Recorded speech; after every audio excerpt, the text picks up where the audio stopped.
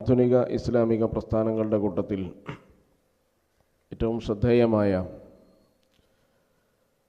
ഇസ്ലാമിക പ്രസ്ഥാനമാണ് ജമാഅത്തെ ഇസ്ലാമി എന്ന് പറയുന്നത്. ജമാഅത്തെ ഇസ്ലാമി സവിശേഷമായ ഒരു പ്രവർത്തന പദ്ധതി, ഒരു പ്രവർത്തന രീതി ലോകത്തിന് പരിചയപ്പെടുത്തിയിട്ടുണ്ട്. അത് ഇസ്ലാമിൽ നിന്ന് വ്യത്യസ്തമല്ലാത്ത, ഇസ്ലാമിൻ്റെ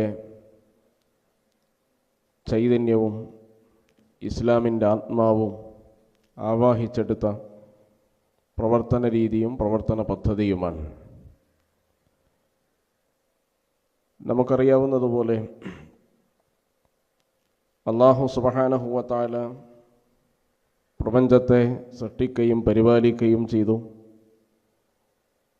പ്രപഞ്ചത്തിൻ്റെ സൃഷ്ടിപ്പ് അല്ലാഹുവിനാണ്. അലാ ലഹുൽ ഖൽഖു വൽ അംർ. വിശുദ്ധ ഖുർആൻ പറയുന്നത് അങ്ങനെയാണ്. സൃഷ്ടിപ്പ് അല്ലാഹുവിനാണ്, ശാസനാധികാരവും അല്ലാഹുവിനാണ്. അപ്പോൾ സൃഷ്ടിപ്പ് ആർക്കാണോ, സൃഷ്ടിപ്പ് നടത്തിയത് ആരാണോ, അവർക്കാണ് യഥാർത്ഥത്തിൽ ശാസനാധികാരമുണ്ടാവേണ്ടത്.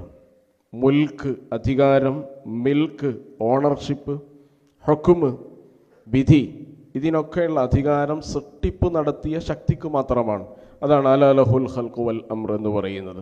അപ്പോൾ പ്രപഞ്ചത്തിലെ എല്ലാ സംവിധാനങ്ങളും, എല്ലാ വസ്തുക്കളും, എല്ലാ ചരാചരങ്ങളും റബ്ബ് സുബ്ഹാനഹു വ തആലയുടെ നിയമങ്ങൾക്ക് വിധേയമായിട്ടാണ് വിശുദ്ധ ഖുർആൻ അത് വളരെ സവിസ്തരം പ്രതിപാദിച്ച് നമുക്ക് കാണാൻ കഴിയും. സൂര്യനാവട്ടെ, ചന്ദ്രനാവട്ടെ, വശംസു തജ്രി ലി മുസ്തഖറിൻ ലഹാ ദാലിക തഖ്ദീറുൽ അസീസുൽ അലീം വൽ ഖമറ ഖദ്ദർനാഹു മനാസില ഹത്താ അഅദ കൽ ഉർജൂനിൽ ഖദീം. ഇതൊക്കെ നമുക്കറിയാവുന്നതാണ്. അപ്പോൾ സൂര്യൻ അതിൻ്റെ ഭ്രമണപഥത്തിൽ സഞ്ചരിക്കുന്നത്, ചന്ദ്രൻ അതിൻ്റെ ഭ്രമണപഥങ്ങളിലൂടെ നീന്തി തുടിക്കുന്നത്, അതുപോലെ നക്ഷത്രങ്ങൾ, ഭൂമിയിലെയും പ്രപഞ്ചത്തിലെയും മുഴുവൻ സംവിധാനങ്ങളും അല്ലാഹു സുബ്ഹാനഹു വ തആലയുടെ നിയന്ത്രണങ്ങൾക്കും അതുപോലെ തന്നെ നിയമവ്യവസ്ഥക്കും വിധേയമായിട്ടാണ്. സൂര്യന് തീരുമാനിക്കാൻ കഴിയില്ല അതിൻ്റെ ഉദയസ്ഥാനങ്ങൾ എവിടെയാവണമെന്ന്, ചന്ദ്രന് തീരുമാനിക്കാൻ കഴിയില്ല അതിൻ്റെ അസ്തമയം എവിടെയാവണമെന്ന്. അപ്പോൾ ഇങ്ങനത്തെ കാര്യങ്ങളിൽ പ്രാപഞ്ചികമായ എല്ലാ സംവിധാനങ്ങളെയും അള്ളാഹുവിൻ്റെ നിയമത്തിന് വിധേയമായിട്ടാണ് അല്ലാഹു സുബ്ഹാനഹു വ തആല സൃഷ്ടിച്ചിട്ടുള്ളത്. മനുഷ്യൻ എന്ന് പറയുന്ന സവിശേഷ സൃഷ്ടി വിശുദ്ധ ഖുർആൻ തന്നെ പറയുന്നുണ്ട്. അല്ലാഹു സുബ്ഹാനഹു വ തആല ഈ പ്രപഞ്ചത്തിലെ, ഭൂമിയിലെ മുഴുവൻ സംവിധാനങ്ങളും മനുഷ്യർക്ക് വേണ്ടിയാണ് സൃഷ്ടിക്കപ്പെട്ടിട്ടുള്ളത്. മനുഷ്യൻ അള്ളാഹുവിൻ്റെ ഖലീഫയാണ്, പ്രതിനിധിയാണ് എന്നാണ്. അപ്പോൾ മനുഷ്യനെ സംബന്ധിച്ചിടത്തോളം അവന് രണ്ട് ഭാഗങ്ങളുണ്ട്. ഒന്ന് പ്രാപഞ്ചികമായ വസ്തുക്കളെ പോലെ എല്ലാ അർത്ഥത്തിലും അല്ലാഹു സുബ്ഹാനഹു വ തആലക്ക് വിധേയപ്പെട്ട് ജീവിക്കുക എന്നതാണ്. അതുകൊണ്ട് മൂക്കുകൊണ്ട് വാസനിക്കാനേ പറ്റൂ, കേൾക്കണമെന്ന് തീരുമാനിച്ചാൽ ഒരാൾക്ക് കഴിയില്ല. ചെവി കൊണ്ടൊരാൾ വാസനിക്കണമെന്ന് തീരുമാനിച്ചാൽ അതും നടക്കില്ല. അപ്പോൾ പ്രാപഞ്ചികമായ നിയമങ്ങളിൽ മനുഷ്യനും മറ്റു വസ്തുക്കളും ഒരുപോലെയാണ്. സൂര്യനെയും ചന്ദ്രനെയും ഭൂമിയിലെ ചരാചരങ്ങളെക്കുറിച്ചും നേരത്തെ സൂചിപ്പിച്ചതുപോലെ മനുഷ്യൻ്റെ ജൈവികമായ കാര്യങ്ങളിൽ മനുഷ്യന് സ്വന്തം ഇഷ്ടപ്രകാരം തീരുമാനിക്കാൻ കഴിയില്ല. ഒരുപാട് ഉദാഹരണങ്ങൾ, എവിടെ ജനിക്കണം, എവിടെ മരിക്കണം, എത്ര സൗന്ദര്യം വേണം, ഇങ്ങനെ തുടങ്ങിയ ഒരുപാട് കാര്യങ്ങൾ. ഇതൊക്കെ ജൈവികമാണ്, അതുപോലെ തന്നെ അവൻ്റെ പ്രാപഞ്ചിക നിയമവുമായി ബന്ധപ്പെട്ട കാര്യങ്ങളാണ്. അതേസമയം മനുഷ്യന് സവിശേഷമായി അല്ലാഹു സുബ്ഹാനഹു വ തആല ഇന്ന ഹദൈനാഹു സബീല ഇമ്മ ശാകിറൻ വ ഇമ്മ കഫൂറ. വിശുദ്ധ ഖുർആൻ പറയുന്നുണ്ട്, ഒരു വഴി കാണിച്ചു കൊടുത്തിട്ടുണ്ട്. അള്ളാഹുവിൻ്റെ പ്രതിനിധി എന്ന നിലയിൽ ഈ പ്രാതിനിധ്യം നിർവഹിക്കാൻ ആവശ്യമായ ഒരു വ്യവസ്ഥ റബ്ബ് സുബ്ഹാനഹു വ തആല മനുഷ്യന് സവിശേഷമായി കാണിച്ചു കൊടുത്തു എന്നാണ്. അത് വേണമെങ്കിൽ അവന് സ്വീകരിക്കാം, അല്ലെങ്കിൽ അതിനെ തള്ളുകയും ചെയ്യാം. അപ്പോൾ സ്വീകരിക്കാനും തള്ളാനുമുള്ള സ്വാതന്ത്ര്യമുണ്ട്. മഹാനായ റസൂലുള്ളാഹി സ്വല്ലല്ലാഹു അലൈഹി വസല്ലം ഇസ്ലാമിക പ്രബോധനവുമായി രംഗത്ത് വരുമ്പോൾ അവിടെ അബൂബക്കറുണ്ട്, അബൂജാഹിലുമുണ്ട്, രണ്ടുപേരുമുണ്ട്. അബൂജാഹിൽ എന്ന് പറയുന്ന പ്രവാചക തിരുമേനി കൊണ്ടുവന്ന വ്യവസ്ഥയെ അപ്പാടെ തള്ളിയ ഒരാളാണ്.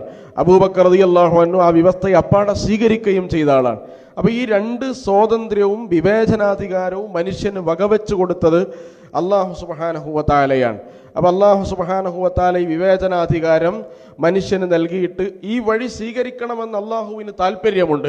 അതാണ് വിശുദ്ധ ഖുർആൻ പറയുന്നത്, അഫഗൈറ ദീനില്ലാഹി യബ്ഗൂന വലഹു അസ്ലമ മൻ ഫിസ് സമാവാതി വൽ അർളി തൗഅൻ വകർഹ വിശുദ്ധ ഖുർആൻ പറയുകയാണ്. അപ്പോൾ ഭൂമിയിലുള്ള മുഴുവൻ ചരാചരങ്ങളും അള്ളാഹുവിന് വിധേയപ്പെട്ടിരിക്കെ മനുഷ്യൻ അള്ളാഹുവിൻ്റെ അല്ലാത്ത വ്യവസ്ഥ സ്വീകരിക്കുന്നത് എന്തിനാണ് എന്നാണ് ചോദിക്കുന്നത്. അല്ലെങ്കിൽ അത് അന്വേഷിക്കുകയാണോ എന്ന് അള്ളാഹു സുബ്ഹാനഹു വ തആല ചോദിക്കുകയാണ്. അപ്പോൾ യഥാർത്ഥ അള്ളാഹുവിൻ്റെ വ്യവസ്ഥ മനുഷ്യൻ സ്വീകരിക്കണം എന്നതാണ് അള്ളാഹുവിൻ്റെ താല്പര്യം. ആ വ്യവസ്ഥ അള്ളാഹു സുബ്ഹാനഹു വ തആല ഏതൊക്കെ അർത്ഥത്തിലാണ് മനുഷ്യൻ സ്വീകരിക്കേണ്ടത്, നടപ്പിലാക്കേണ്ടത്, സ്ഥാപിക്കേണ്ടത് എന്നും വരച്ചു കാണിക്കുകയാണ്. ശറഅ ലക്കും മിനദ്ദീനി മാ വസ്സാ ബിഹി നൂഹൻ വല്ലദീ ഔഹൈനാ ഇലൈക മാ വസൈനാ ബിഹി ഇബ്രാഹീമ വമൂസാ വഈസ അൻ അഖീമുദ്ദീന വലാ തതഫറഖു ഫീഹി. അല്ലാഹു സുബ്ഹാനഹു വ തആല പറയുന്നത് ഈ ദീനിനെ നിങ്ങൾ സ്ഥാപിക്കൽ നിങ്ങൾക്ക് നിയമമാണ് എന്നാണ്. ദീനിനെ സ്ഥാപിക്കാൻ നിങ്ങളോട് നിർദ്ദേശിച്ചു എന്നല്ല പറയുന്നത്. ശറഅ എന്ന പദമാണ്. ഇത് നിയമമാക്കി എന്നതാണ്. ഇത് നിങ്ങൾക്ക് ശരീഅത്താക്കി, നിയമമാക്കി, നിർബന്ധമാക്കി എന്നതാണ്. അപ്പോൾ അല്ലാഹു സുബ്ഹാനഹു വ തആല ദീനിനെ സ്ഥാപിക്കുക എന്നത് നിർബന്ധമാക്കി അതിൽ പ്രധാനപ്പെട്ട പ്രവാചകന്മാരെ എടുത്തു പറയുകയും ചെയ്തു.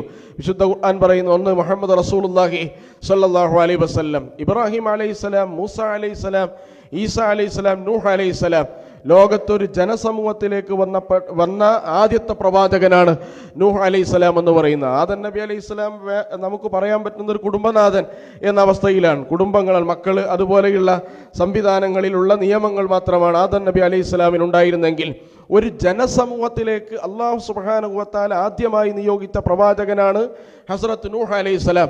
അപ്പോൾ നൂഹ് അലൈഹിസ്സലാം ആ പ്രവാചകന് മാത്രമല്ല, ലോകത്തറിയപ്പെട്ട പല നാഗരികതകളെയും നമ്മൾ എടുത്തു പരിശോധിച്ച് നോക്കിയാൽ മെസപ്പൊട്ടോമിയൻ, ബാബിലോണിയ, സുമേറിയ തുടങ്ങിയ നമ്മൾ പറയുന്ന ചരിത്രത്തിൽ നമ്മൾ പഠിക്കുകയും പറയുകയും ചെയ്യുന്ന എല്ലാ നാഗരികതകളുടെയും ഉറവിടം ഈ 5 പ്രവാചകന്മാർ സ്ഥാപിച്ച ദീനിൻ്റെ സംസ്ഥാപനവുമായി ബന്ധപ്പെട്ട ചരിത്രത്തിലേക്ക് അന്വേഷിച്ച് നോക്കിയാലാണ് ഈ 5 നാഗരികതകളുടെയും ഉറവിടം നമുക്ക് കാണാൻ കഴിയുക. അതുകൊണ്ട് ഈ 5 പ്രവാചകന്മാരെ പറയുന്നതിൽ പ്രത്യേകമായ ഒരു ചരിത്ര പശ്ചാത്തലമുണ്ട്. അതുപോലെ തന്നെ ഇസ്ലാമിക ചരിത്രത്തിൽ ഇവരെക്കുറിച്ച് പറയുന്നത് ഉലുൽ അസ്മ് എന്നാണ്. എന്ന് പറഞ്ഞാൽ ദൃഢനിശ്ചയമുള്ള പ്രവാചകന്മാരെന്നാണ്.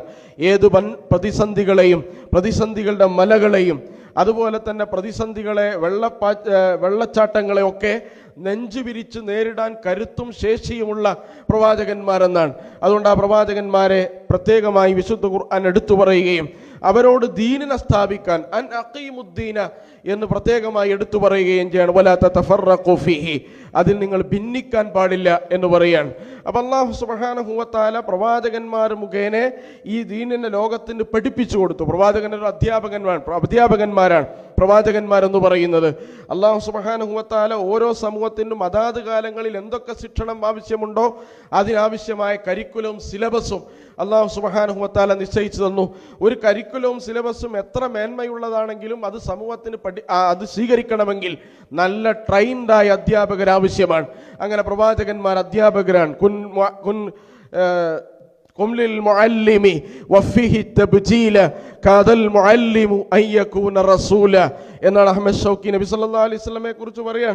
അധ്യാപകനെ കണ്ടാൽ നീ എഴുന്നേറ്റ് നിന്നോ, പ്രവാചകൻ ഒരു അധ്യാപകനായിരുന്നു എന്നാണ് അദ്ദേഹം പറയുന്നത്. അപ്പോൾ മുഅല്ലിമാണ്, ടീച്ചറാണ്, ട്രെയിൻഡ് ടീച്ചേഴ്സാണ് പ്രവാചകന്മാരെന്ന് പറയുന്നത്. ആരാണ് ട്രെയിനിങ് കൊടുത്തത്?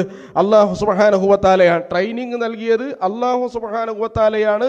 അല്ലാഹു നൽകിയ കരിക്കുലവും സിലബസും ഭൂമിയിൽ എങ്ങനെയൊക്കെ നടപ്പിലാക്കണം എന്ന് പഠിപ്പിക്കാൻ വേണ്ടി അങ്ങനെ പ്രവാചകന്മാർ വരികയും ഈ ദീനിനെ സംസ്ഥാപിക്കാനുള്ള ശ്രമത്തിലേർപ്പെടുകയും അവരെല്ലാം ആ ദീനിന് സാക്ഷികളാവുകയും ചെയ്ത് നമുക്ക് കാണാൻ കഴിയും. വകദാലിക ജഅൽനാകും ഉമ്മത്തൻ വസതൻ ലിതകൂനു ശുഹദാഅ അലന്നാസി ഫയകൂന റസൂലു അലൈക്കും ഷഹീദ. അള്ളാഹുവിൻ്റെ റസൂൽ നിങ്ങൾക്ക് സാക്ഷിയായതുപോലെ നിങ്ങൾ ജനങ്ങൾക്കും സാക്ഷികളാവണം എന്ന് വിശുദ്ധ ഖുർആൻ പറയുകയാണ്. എന്നിട്ട് പറയുന്നു, കുന്തും ഖൈറ ഉമ്മത്തിൻ ഉഖ്രിജത് ലിന്നാസി തഅ്മുറൂന ബിൽ മഅറൂഫി വതൻഹൗന അനിൽ മുൻകർ. നിങ്ങൾ അല്ലാഹു സുബ്ഹാനഹു വ തആല കൊണ്ടുവരപ്പെട്ട ഉത്തമ സമുദായമാണ്, ഖൈറു ഉമ്മത്താണ്. ആ ഖൈറു ഉമ്മത്തിൻ്റെ പ്രത്യേകത നിങ്ങൾ നന്മ കൽപ്പിക്കുകയും തിന്മ തടയുകയും ചെയ്യുന്നു എന്നതാണ്.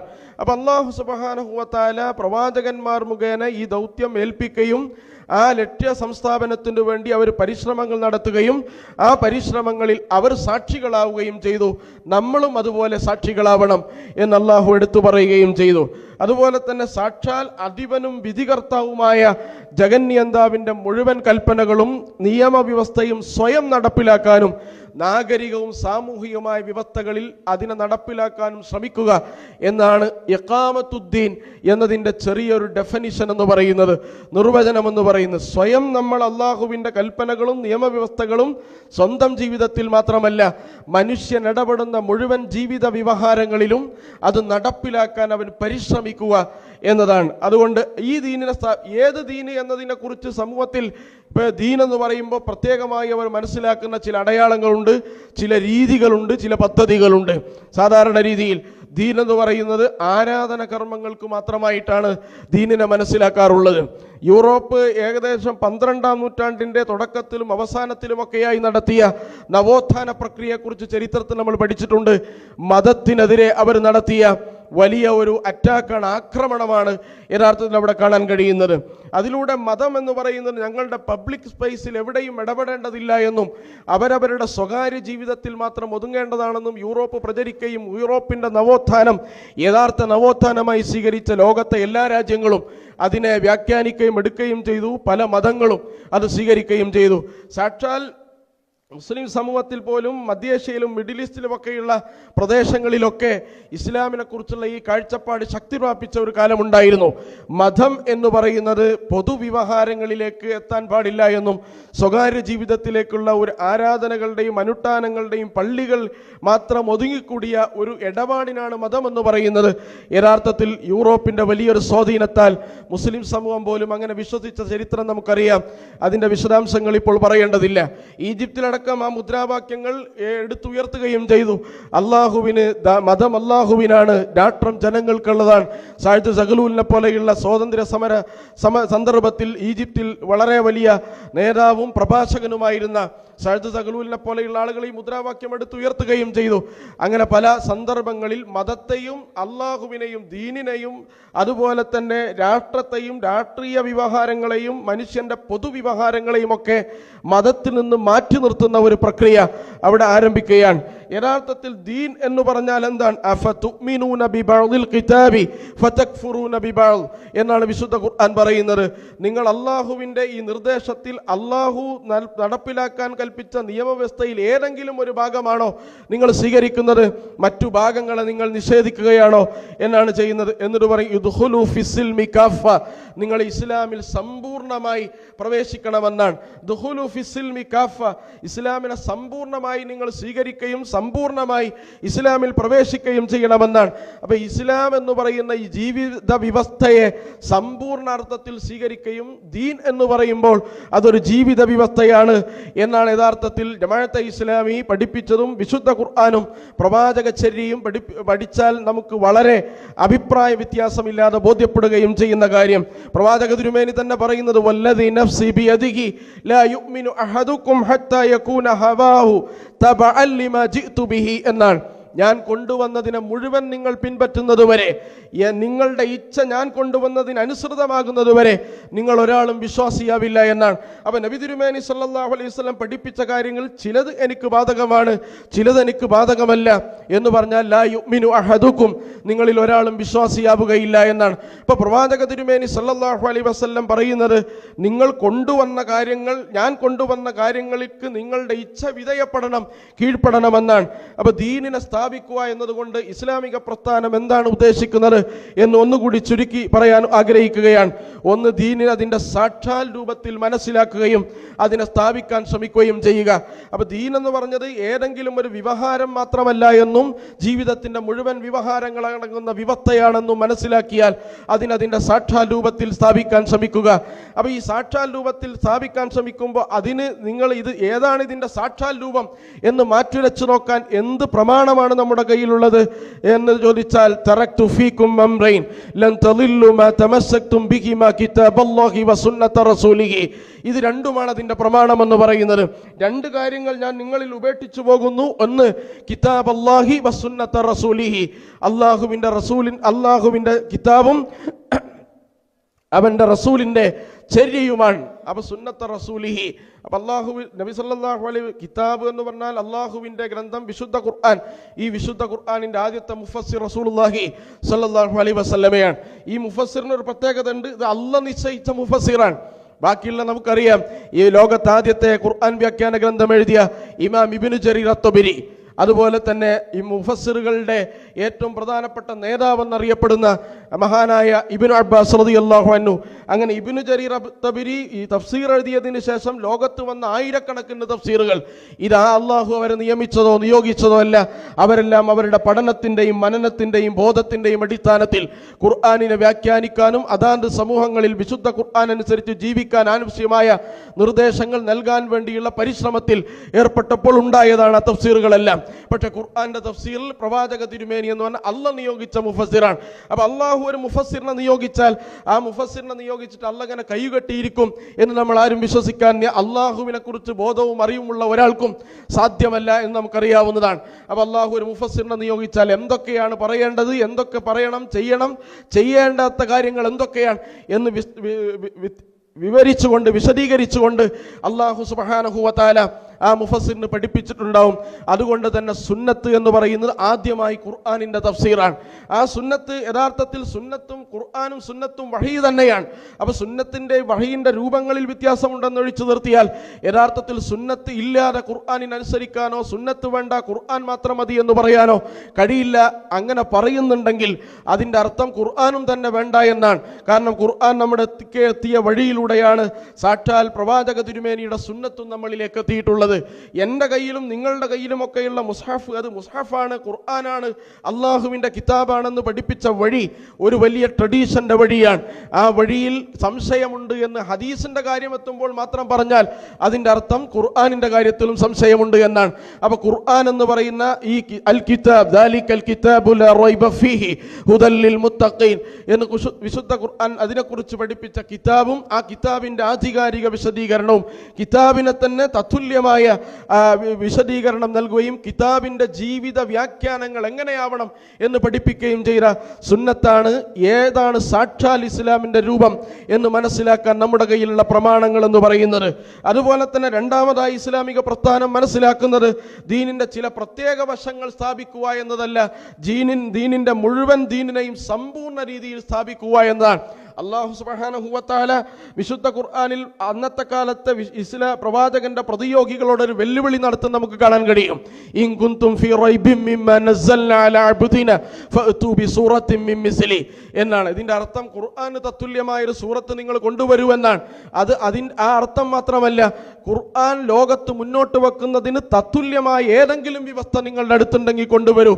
ഖുർആന് തത്തുല്യമായ കുടുംബ വ്യവസ്ഥ, ഖുർആന് തത്തുല്യമായ സാമ്പത്തിക വ്യവസ്ഥ, ഖുർആന് തത്തുല്യമായ ആത്മീയ വ്യവസ്ഥ, ഖുർആന് തത്തുല്യമായ സാമൂഹ്യ സംവിധാനങ്ങൾ, ഖുർആന് തത്തുല്യമായ രാഷ്ട്രീയ വ്യവസ്ഥ, ഇതിലേതെങ്കിലും ഒരു വ്യവസ്ഥ ഖുർആന് തത്തുല്യമായത് കൊണ്ടുവരാൻ കഴിയുമോ എന്നുകൂടിയാണ് ആ ചോദിക്കുന്നത്. ഖുർആൻ കൊണ്ടുവരൂ എന്ന് പറഞ്ഞാൽ ഖുർആന്റെ അക്ഷരവും ഖുർആനിന്റെ ഘടനയും ഖുർആനിന്റെ അധ്യായ രൂപങ്ങളുമല്ല, ഖുർആനിന്റെ ആശയവും നിങ്ങൾക്ക് കൊണ്ടുവരാൻ കഴിയില്ല. മുഴുവൻ കൊണ്ടുവരാൻ കഴിയില്ലെങ്കിൽ ഏതെങ്കിലും ഒരു വ്യവസ്ഥ, ഇതാ നിങ്ങളെക്കാൾ പെർഫെക്റ്റായ ഒരു കുടുംബ വ്യവസ്ഥ ഞങ്ങൾക്കുണ്ട് എന്ന് പറഞ്ഞാൽ കുടുംബ വ്യവസ്ഥ കൊണ്ടുവന്നാലും മതി. അല്ല, നിങ്ങളെക്കാൾ പെർഫെക്റ്റായ ഒരു സാമ്പത്തിക സംവിധാനവും സാമൂഹ്യ വ്യവസ്ഥയും ഞങ്ങൾക്കുണ്ട്, അതുകൊണ്ട് വന്നാലും മതി. അപ്പൊ ഈ വെല്ലുവിളി ഇന്നും നിലനിൽക്കുന്ന വെല്ലുവിളിയാണ്. ഏതൊക്കെ സന്ദർഭത്തിൽ വിശുദ്ധ ഖുർആനിനെ എത്ര അപഹസിച്ചാലും പരിഹസിച്ചാലും ശരി, വിശുദ്ധ ഖുർആൻ ലോകത്ത് മുന്നോട്ട് വെക്കുന്ന വ്യവസ്ഥക്ക് തത്തുല്യമായ ഒരു നയാവ്യവസ്ഥ പോലും, ഒരു അണുകിട അതിന് തുല്യമായി നിൽക്കുന്ന ഒരു വ്യവസ്ഥ പോലും ഇന്ന് യഥാർത്ഥത്തിൽ ആരും കൊണ്ടുവന്നിട്ടില്ല എന്ന് നമുക്കറിയാവുന്നതാണ്. അപ്പൊ വിശുദ്ധ ഖുർആന്റെ ഏതെങ്കിലും ഒരർത്ഥത്തിലുള്ള വ്യവഹാരങ്ങൾ ഭൂമിയിൽ സ്ഥാപിക്കുക എന്നതല്ല ഇസ്ലാമിക പ്രസ്ഥാനത്തിന്റെ ലക്ഷ്യം. ഇസ്ലാമിക പ്രസ്ഥാനം ഉദ്ദേശിക്കുന്നത് ഇസ്ലാം പറയുന്ന കുടുംബ വ്യവസ്ഥ പെർഫെക്റ്റായി സ്ഥാപിക്കുക എന്ന് മാത്രമല്ല, മനുഷ്യന്റെ വ്യക്തികേന്ദ്രീകൃതമായ വ്യവഹാരങ്ങൾ മുതൽ കുടുംബ വ്യവസ്ഥ, സാമ്പത്തിക വ്യവസ്ഥ, അതുപോലെ തന്നെ മനുഷ്യൻ ഇടപെടുന്ന മുഴുവൻ വ്യവസ്ഥകളെയും അതിൻ്റെ സമ്പൂർണ്ണാർത്ഥത്തിൽ മനസ്സിലാക്കുകയും അതിനെ മുഴുവൻ സ്ഥാപിക്കുവാൻ പരിശ്രമിക്കുകയും ചെയ്യുക എന്നതാണ്. മൂന്നാമത്തെ, ദീനിന് ഓരോന്നിലും ലഭിച്ചിട്ടുള്ള പ്രാധാന്യമുണ്ട്, ഏറ്റക്കുറച്ചിലുണ്ട്. നമസ്കാരത്തിന് ലഭിച്ച പ്രാധാന്യം ഒരുപക്ഷെ നോമ്പിന് ഉണ്ടായിക്കൊള്ളണമെന്നില്ല. ഇങ്ങനെ ഓരോ ഉദാഹരണങ്ങൾ നമ്മൾ എടുത്ത് മനസ്സിലാക്കിയാൽ അപ്പോൾ അല്ലാഹു സുബ്ഹാനഹു വ തആലയും അവൻ്റെ പ്രവാചകനും നൽകിയ ഏറ്റക്കുറച്ചിലുകൾ, പ്രാധാന്യമുള്ളതിനെ മുൻഗണനാക്രമങ്ങൾ എന്ന് നമുക്ക് പറയാം. ഏതാണ് ആദ്യം നൽകേണ്ടത്, ആ അടിസ്ഥാനത്തിലുള്ള മുൻഗണനാക്രമങ്ങൾ നിശ്ചയിച്ച് അള്ളാഹുവും റസൂലും നിശ്ചയിച്ച മുൻഗണനാക്രമങ്ങൾക്കനുസൃതമായി അതിനെ സ്ഥാപിക്കുക എന്നതാണ്. അതുപോലെ തന്നെ നാലാമതായി ദീനിനെ സ്ഥാപിക്കുക എന്ന് പറയുമ്പോൾ, ദീൻ എന്ന് പറയുന്നത് പ്രത്യേക വംശത്തോടോ പ്രത്യേക സമൂഹത്തോടോ സമുദായത്തോടോ പ്രത്യേക പ്രദേശത്തോടോ ബന്ധമില്ല എന്നതാണ്. ഏതെങ്കിലും ഒരു പ്രദേശവുമായി ബന്ധപ്പെട്ട മതമല്ല, ഏതെങ്കിലും അതുപോലെ തന്നെ വംശവുമായി ബന്ധപ്പെട്ട വ്യവസ്ഥയല്ല, ഏതെങ്കിലും ഒരു സമൂഹവുമായി ബന്ധപ്പെട്ട നിയമ സംവിധാനമല്ല. ഇസ്ലാം എന്ന് പറയുന്നത് ഒരു വംശത്തോടോ ഒരു സമൂഹത്തോടോ ഒരു സമുദായത്തോടോ പ്രത്യേകമായ ഒരു അടുപ്പവുമില്ലാത്ത ഈ സമുദായത്തിൻ്റെയും വർഗത്തിൻ്റെയും വംശത്തിൻ്റെയും അപ്പുറമുള്ള മാനുഷികവും മാനവികവുമായ തലങ്ങളിൽ നിന്നുകൊണ്ടാണ് ഇസ്ലാം എന്ന് പറയുന്ന ആദർശം ലോകത്തുണ്ടായിട്ടുള്ളത്. അപ്പോൾ ഈ ആദർശത്തെ യഥാർത്ഥത്തിൽ മനസ്സിലാക്കുകയും അതിനെ സ്ഥാപിക്കുകയും ആ അർത്ഥത്തിൽ സങ്കുചിതമായ എല്ലാ ഇടപാടുകളിൽ നിന്നും വ്യത്യസ്തമായി ഇസ്ലാമിനെ അതിൻ്റെ സമ്പൂർണ്ണ അർത്ഥത്തിൽ സ്ഥാപിക്കുവാൻ ശ്രമിക്കുകയും ചെയ്യുക എന്നതാണ്. അപ്പോൾ ഈ 4 കാര്യങ്ങൾ വളരെ പ്രധാനമാണ്. സാക്ഷാൽ രൂപത്തിൽ ദീനിനെ മനസ്സിലാക്കുകയും സ്ഥാപിക്കുകയും ചെയ്യുക എന്നത്. ദീനിൻ്റെ ഏതെങ്കിലും ഒരു വശങ്ങൾക്ക് പ്രാധാന്യം കൊടുക്കാതെ അല്ലാഹു സുബ്ഹാനഹു വ തആല നിശ്ചയിക്കുകയും നിർദ്ദേശിക്കുകയും നിയമമാക്കുകയും ചെയ്ത ദീൻ എന്ന് പറയുന്നത് ദീനിൻ്റെ സമ്പൂർണ്ണ അർത്ഥത്തിലുള്ള സംസ്ഥാപനമാണ്.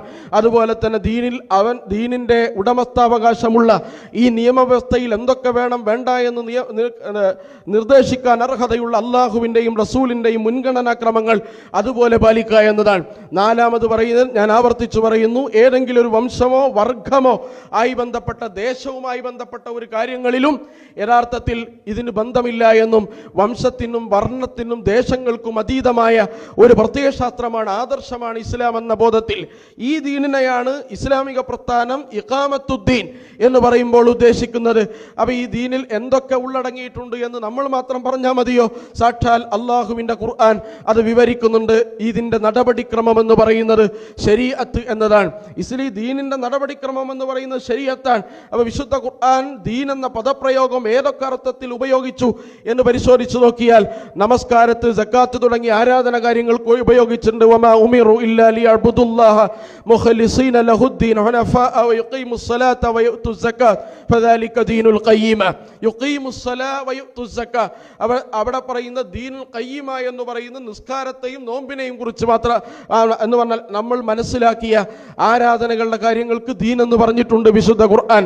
അതുപോലെ തന്നെ സാമൂഹ്യ ആക്ടിവിസത്തെക്കുറിച്ച്, സോഷ്യൽ പ്രവർത്തനങ്ങളെക്കുറിച്ച്, അതുപോലെ ജനസേവന പ്രവർത്തനങ്ങളെക്കുറിച്ച്, അനാഥരെയും അഗതികളെയും കുറിച്ച് കാര്യങ്ങൾ പ്രതിപാദിക്കുന്നിടത്ത് അറഅയ്തല്ലദീ യുകസ്സിബു ബിദ്ദീൻ ഫദാലികല്ലദീ യദ്ഉൽ യതീം വലാ യഹുല്ലു അലാ തആമിൽ മിസ്കീൻ. ഇവിടെ ദീൻ എന്ന് പറയുന്നത് യത്തീമിനെയും അനാഥയെയും അതുപോലെ തന്നെ മിസ്കീനെയും ഉദ്ദേശിച്ചുകൊണ്ടാണ്. യത്തീം എന്ന് പറഞ്ഞാൽ സാധാരണ രീതിയിൽ നമുക്ക് മനസ്സിലാവുന്നത് ബാപ്പല്ലാത്ത കുട്ടി എന്നതാണ്. യഥാർത്ഥത്തിൽ അവലംബമില്ലാത്ത മുഴുവൻ മനുഷ്യരും യത്തീമുകളാണ്. യത്തീമിന് ഇത്ര പ്രാധാന്യവും പവിത്രത, ഇത്രയും അംഗീകാരവും ആദരവും കൊടുത്ത പ്രധാനപ്പെട്ട ഒരു കാരണമെന്ന് പറയുന്നത് അവലംബമില്ലാത്ത മനുഷ്യർ ലോകത്ത് എല്ലാ സന്ദർഭത്തിലും അധികം ഉണ്ടാവുമെന്നതാണ്. ഈ രാജ്യത്ത് 57 കോടി ജനങ്ങൾ, 57 കോടി ജനങ്ങൾ 20 രൂപയ്ക്ക് താഴെ വരുമാനമുള്ളവരാണ്. അതിനേക്കാൾ ഭീകരമായിരിക്കും അവസ്ഥ. ലോകത്തെ തന്നെ ഏറ്റവും വലിയ ചേരികൾ ഉള്ളത് ഈ രാജ്യത്താണ്. അതുകൊണ്ട് തന്നെ സ്വന്തം മാനം വിറ്റ് അവരുടെ വയറ് നിറക്കാൻ ഗതികെട്ട അനേകം മനുഷ്യർ ജീവിക്കുന്ന നാടാണ് നമ്മുടെ നാടെന്ന് പറയുന്നത്. അവരുടെ ആ അടിസ്ഥാന ആവശ്യങ്ങൾ പോലും പൂർത്തീകരിക്കാൻ കഴിയാത്ത 57 കോടി മനുഷ്യർ എന്ന് പറഞ്ഞാൽ 26 ആഫ്രിക്കൻ രാജ്യങ്ങളുടെ ജനസംഖ്യക്ക് തത്തുല്യമാണ് ഇവിടുത്തെ യതീമും മിസ്കീനും എന്ന് പറയുന്നത്. അവരെ പരിഗണിക്കാത്ത ഒരു ദീന് അള്ളാഹുവിൻ്റെ ദീനാവാൻ സാധ്യതയില്ലല്ലോ. അതുകൊണ്ടാണ് ഈ അറഅയ്തല്ലദീ യുകസ്സിബു ബിദ്ദീൻ ഫദാലികല്ലദീ യദ്ഉൽ യതീം എന്ന് പറയുന്നത്. അതുപോലെ തന്നെ ശിക്ഷാവിധികൾക്ക് വിശുദ്ധ ഖുർആൻ ദീൻ എന്ന് പറഞ്ഞിട്ടുണ്ട്. ഫലാ തഖുദുകും ബിഹിമാ റഅഫത്തും ഫീ ദീനില്ലാഹ്. വ്യഭിചാരിയായ ആളുകളുടെ ശിക്ഷ സൂറത്തുൻ നൂറിൽ അത് പ്രതിപാദിക്കുന്നിടത്ത് എങ്ങനെയൊക്കെ ശിക്ഷിക്കണം എന്ന് പറഞ്ഞ സ്ഥലത്ത് ആ ശിക്ഷ നടപ്പിലാക്കുന്നതിൽ നിങ്ങൾ ആ ശിക്ഷ അള്ളാഹുവിൻ്റെ ദീൻ നടപ്പിലാക്കുന്നതിൽ നിങ്ങൾക്ക് യാതൊരു ദയയോ സിമ്പതിയോ ഉണ്ടാവാൻ പാടില്ല എന്നാണ് പറയുന്നത്. അവിടെ ശിക്ഷാവിധികൾക്ക് ദീൻ എന്ന് പ്രതിപാദിച്ച് നമുക്ക് കാണാൻ കഴിയുന്നതാണ്.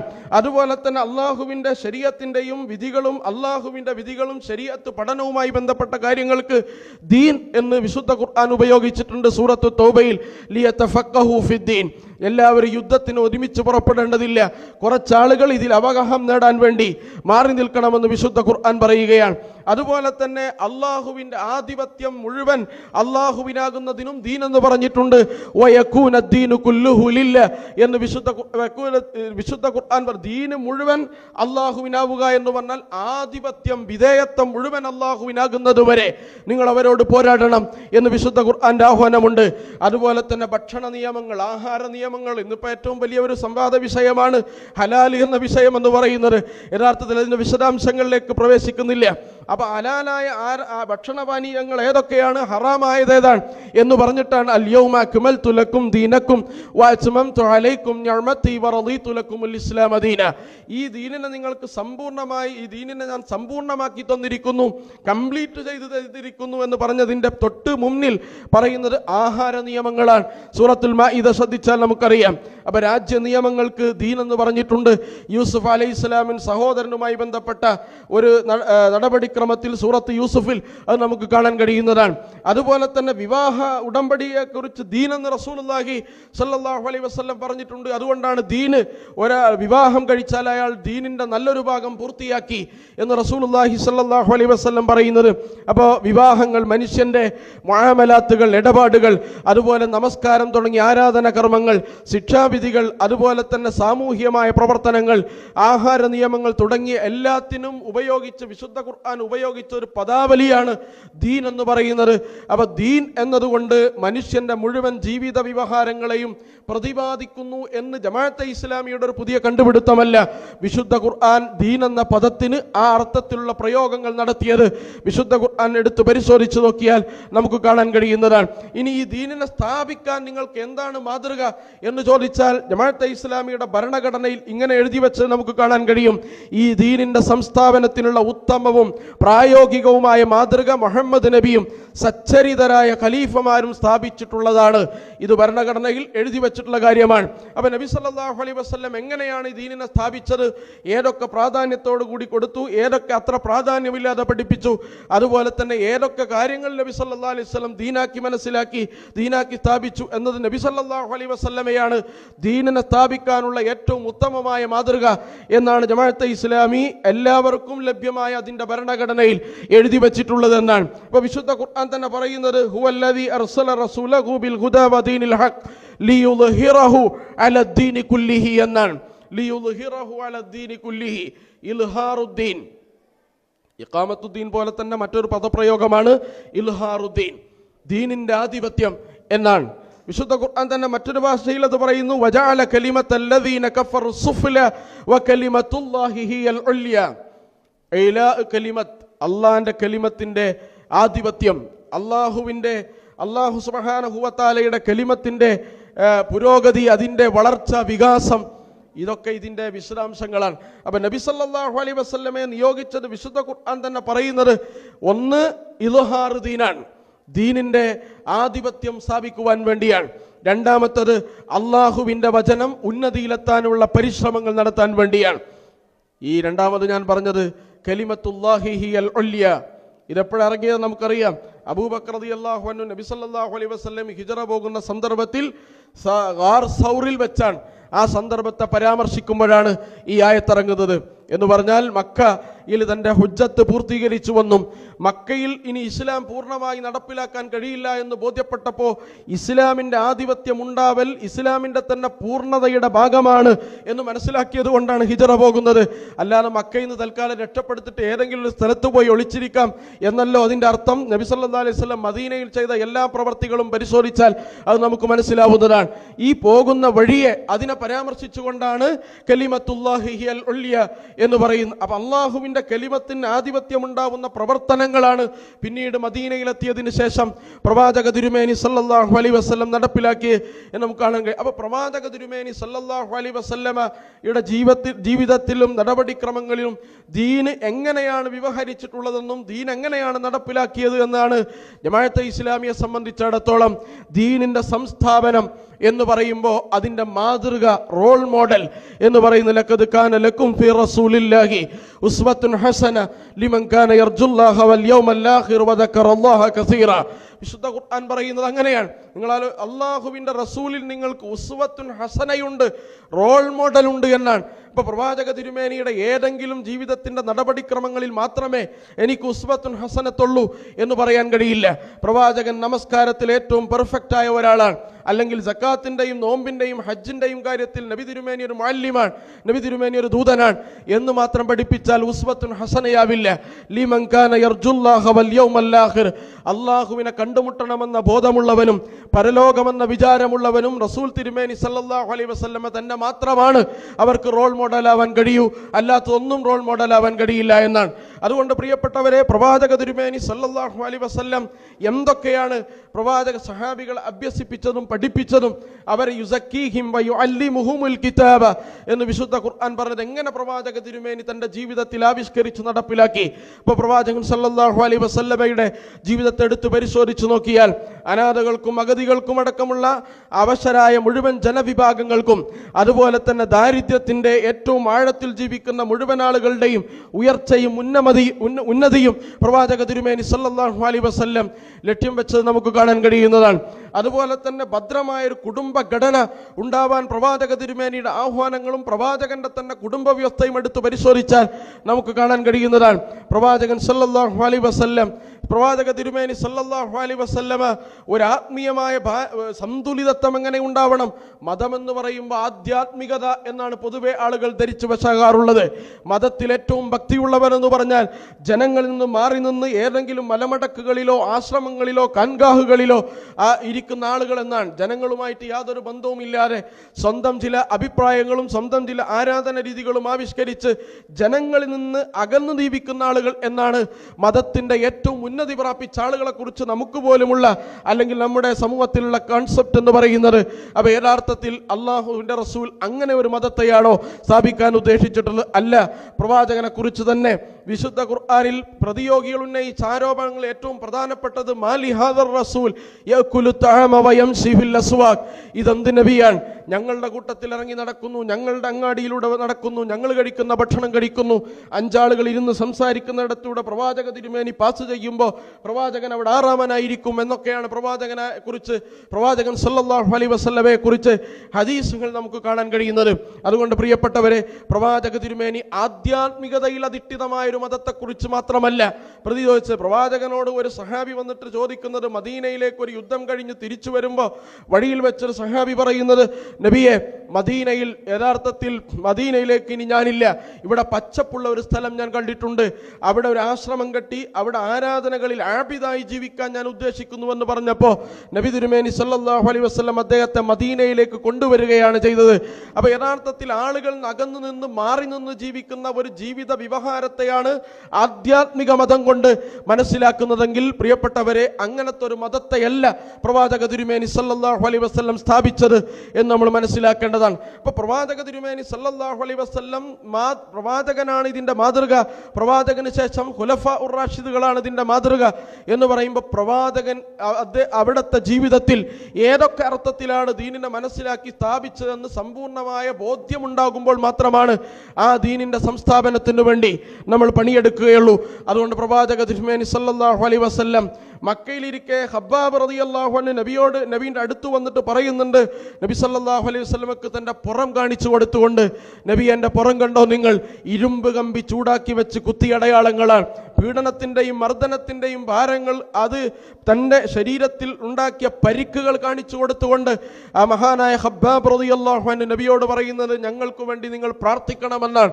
അപ്പോൾ ഖബ്ബാബ് റളിയല്ലാഹു അൻഹുവിനോട് നബി സല്ലല്ലാഹു അലൈഹി വസല്ലം പറയുന്നത്, നിനക്ക് വേണ്ടി പ്രാർത്ഥിക്കാം, നീ വീട്ടിൽ പോയിരുന്നോ, വിശ്രമിച്ചോ, റെസ്റ്റ് എടുത്തോ എന്നല്ലല്ലോ. ഇതിൻ്റെ മുമ്പ് ഈ ആദർശം നെഞ്ചേറ്റി ഇതിൻ്റെ സംസ്ഥാപനത്തിനു വേണ്ടി പരിശ്രമിച്ച പ്രവാചകന്മാരുടെയും അവരുടെ അനുയായികളുടെയും ഫ്ലാഷ് ബാക്ക് നബി സല്ലല്ലാഹു അലൈഹി വസല്ലം പറഞ്ഞു കൊടുക്കുകയാണ്. പല ആളുകളെയും കിടങ്ങ് കുഴിച്ച് അതിൽ ഇറക്കി നിർത്തി ഇരുമ്പിൻ്റെ ചീർപ്പ് കൊണ്ട് അവരുടെ എല്ലും മാംസവും വേർതിരിച്ചിട്ടുണ്ട്, ചില ആളുകളെ ഈർച്ചവാള് കൊണ്ട് നെടുക പിളർത്തിയിട്ടുണ്ട് എന്നൊക്കെ പറഞ്ഞ് ഖബ്ബാബെ, സൻആ മുതൽ ഹദറമൗത്ത് വരെ ഒരാൾക്ക് നിർഭയമായി സഞ്ചരിക്കാൻ കഴിയുന്ന ഭൂമി, ഇതാരുടെ സ്വപ്നമാണ്, ആരുടെ പ്രാർത്ഥനയാണ്? റബ്ബി ജഅൽ ഹാദൽ ബലദ ആമിനൻ വജ്നുബിനി വബനി അൻ നഅ്ബുദൽ അസ്നാം. മഹാനായ ഇബ്രാഹിം നബി അലൈഹിസ്സലാം പ്രാർത്ഥിച്ച പ്രാർത്ഥനയാണ്, അല്ലാഹുവേ ഈ നാടിനെ നിർഭയമാക്കണമെന്ന്. ബലദൻ ആമിനൻ, ഇതാണ് ഹബ്ബാബിനോട് നബി തിരുമേനി പറയുന്നത്. മറ്റൊരിക്കൽ അലി റളിയല്ലാഹു അൻഹുവിനോട് നബി തിരുമേനി സല്ലല്ലാഹു അലൈഹി വസല്ലം പറയുന്നത്, അലി നീ ഹീറ എന്ന് പറയുന്ന പ്രദേശത്തെ കുറിച്ച് കേട്ടിട്ടുണ്ടോ? അവിടെ നിന്നൊരു പെൺകുട്ടി ഒറ്റക്ക് വന്ന് കഅബ തവാഫ് ചെയ്ത് തിരിച്ചു പോകുന്ന കാലം വിദൂരമല്ല എന്നാണ്. അപ്പോൾ ഒരു പെൺകുട്ടിക്ക് പേർഷ്യയിലെ ഹീറയിൽ നിന്ന് മക്കയിലെ കഅബയിൽ വന്ന് തവാഫ് ചെയ്ത് തിരിച്ചു പോകാൻ പറ്റുന്ന ഒരു കാലം, ബലദൻ ആമിന. അപ്പോൾ ഇങ്ങനെ തുടങ്ങി പ്രവാചക തിരുമേനി തൻ്റെ മക്കയിലെ ജീവിത കാലയളവിൽ പോലും പ്രവാചക തിരുമേനി സല്ലല്ലാഹു അലൈഹി വസല്ലം കഅബയിൽ ഈ സ്വപ്നം കാണുന്നത് എപ്പോഴാണ്? ഖബ്ബാബ് റളിയല്ലാഹു അൻഹുവിനോട് കിനാബ് പകർന്നു കൊടുക്കുന്നത് എപ്പോഴാണ്? 2 റക്അത്ത് രാത്രി പോലും കഅബയിൽ നിസ്കരിക്കാൻ സ്വാതന്ത്ര്യമില്ലാത്ത ഒരു കാലത്ത് നിർഭയമായ ഒരു നാടിനെ കുറിച്ച് നബി തിരുമേനി സല്ലല്ലാഹു അലൈഹി വസല്ലം പറയുന്നു. അപ്പോൾ പ്രിയപ്പെട്ടവരെ, പ്രവാചക തിരുമേനി സല്ലല്ലാഹു അലൈഹി വസല്ലം ഇസ്ലാമിനെ എങ്ങനെയാണ് തൻ്റെ അനുയായികൾക്ക് പകർന്നു കൊടുത്തത്, എങ്ങനെയാണ് ദീനിന്റെ സമ്പൂർണ്ണത ഭൂമിയിൽ സാക്ഷാത്കരിക്കാനും സംസ്ഥാപിക്കുവാനും കഴിയുക എന്നത് പ്രവാചക ജീവിതത്തിന്റെ ഉദാഹരണമാണ്. മദീനയിലെത്തി പ്രവാചകൻ നടപ്പിലാക്കിയ മദീന ചാർട്ടർ എന്ന് പറയുന്ന, മദീന കരാർ എന്ന് പറയുന്ന 56 ഖണ്ഡികളുള്ള മദീന കരാർ എടുത്ത് പരിശോധിച്ചു നോക്കിയാൽ അതിൽ അവരുടെ ഒരു രാഷ്ട്ര നിയമത്തിന്റെ എല്ലാ ഭരണഘടനയുണ്ട്. മുഹമ്മദ് ഹമീദുള്ള എന്ന് പറയുന്ന ലോക പ്രശസ്തനായ പണ്ഡിതൻ പറയുന്നത്, ലോകത്ത് എഴുതപ്പെട്ട ആദ്യത്തെ ഭരണഘടനയാണ് മദീന ചാർട്ടർ എന്ന് പറയുന്നത്.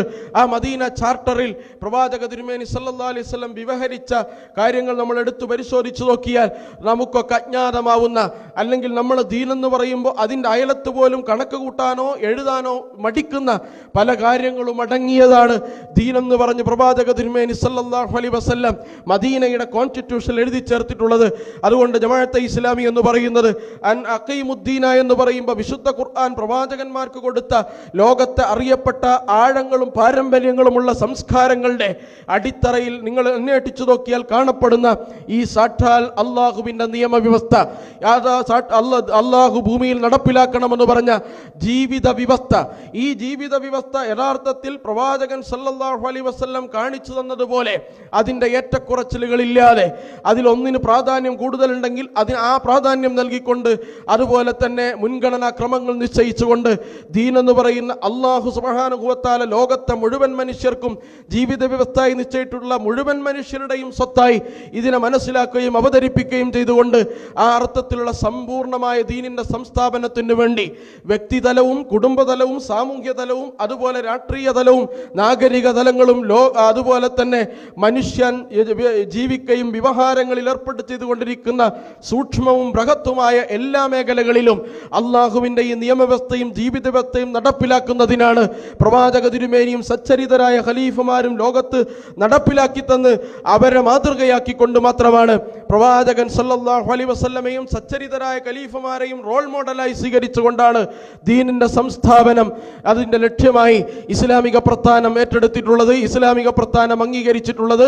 ഒരിക്കലും ഇസ്ലാമിക പ്രസ്ഥാനം പുതിയൊരു കണ്ടുപിടുത്തം നടത്തുകയോ ഇഖാമത്തുദ്ദീൻ എന്ന് പറയുന്ന ഒരു രാഷ്ട്രീയ അജണ്ടയുടെ ഭാഗമാണ് എന്ന് പലരും ആരോപിക്കുന്നത് പോലെയുള്ള ഒരു ആരോപണമല്ല. വിശുദ്ധ ഖുർആനും തിരുസുന്നത്തും നിഷ്പക്ഷമായി നിങ്ങൾ വായിച്ചു നോക്കിയാൽ, നിങ്ങൾ ഏതെങ്കിലും സംഘടനാ സങ്കുചിതത്വത്തിന്റെ വലയത്തിൽ ഏർപ്പെടാതെ നിഷ്പക്ഷമായി ഇസ്ലാമിക ചരിത്രം നിങ്ങൾ പരിശോധിച്ചു നോക്കിയാൽ ഇതല്ലാതെ മറ്റൊരു ലക്ഷ്യം ഇസ്ലാമിനുണ്ട്, അല്ലെങ്കിൽ പ്രവാചകന്മാർക്ക് അല്ലാഹു നിശ്ചയിച്ചു കൊടുത്തിരുന്നു, മുസ്ലിമിന് ഇതല്ലാത്ത ലക്ഷ്യവും സ്ഥാപിക്കാമെന്ന് പറയുന്ന അല്ലെങ്കിൽ മനസ്സിലാവുന്ന ഏതെങ്കിലും ഒരു വാചക ഘടന പോലും വിശുദ്ധ ഖുർആനിൽ, ഏതെങ്കിലും ഒരു പരാമർശം പോലും അള്ളാഹുവിൻ്റെ റസൂലിൻ്റെ വായിൽ നിന്ന് വന്നത് നമുക്ക് കാണാൻ കഴിയില്ല.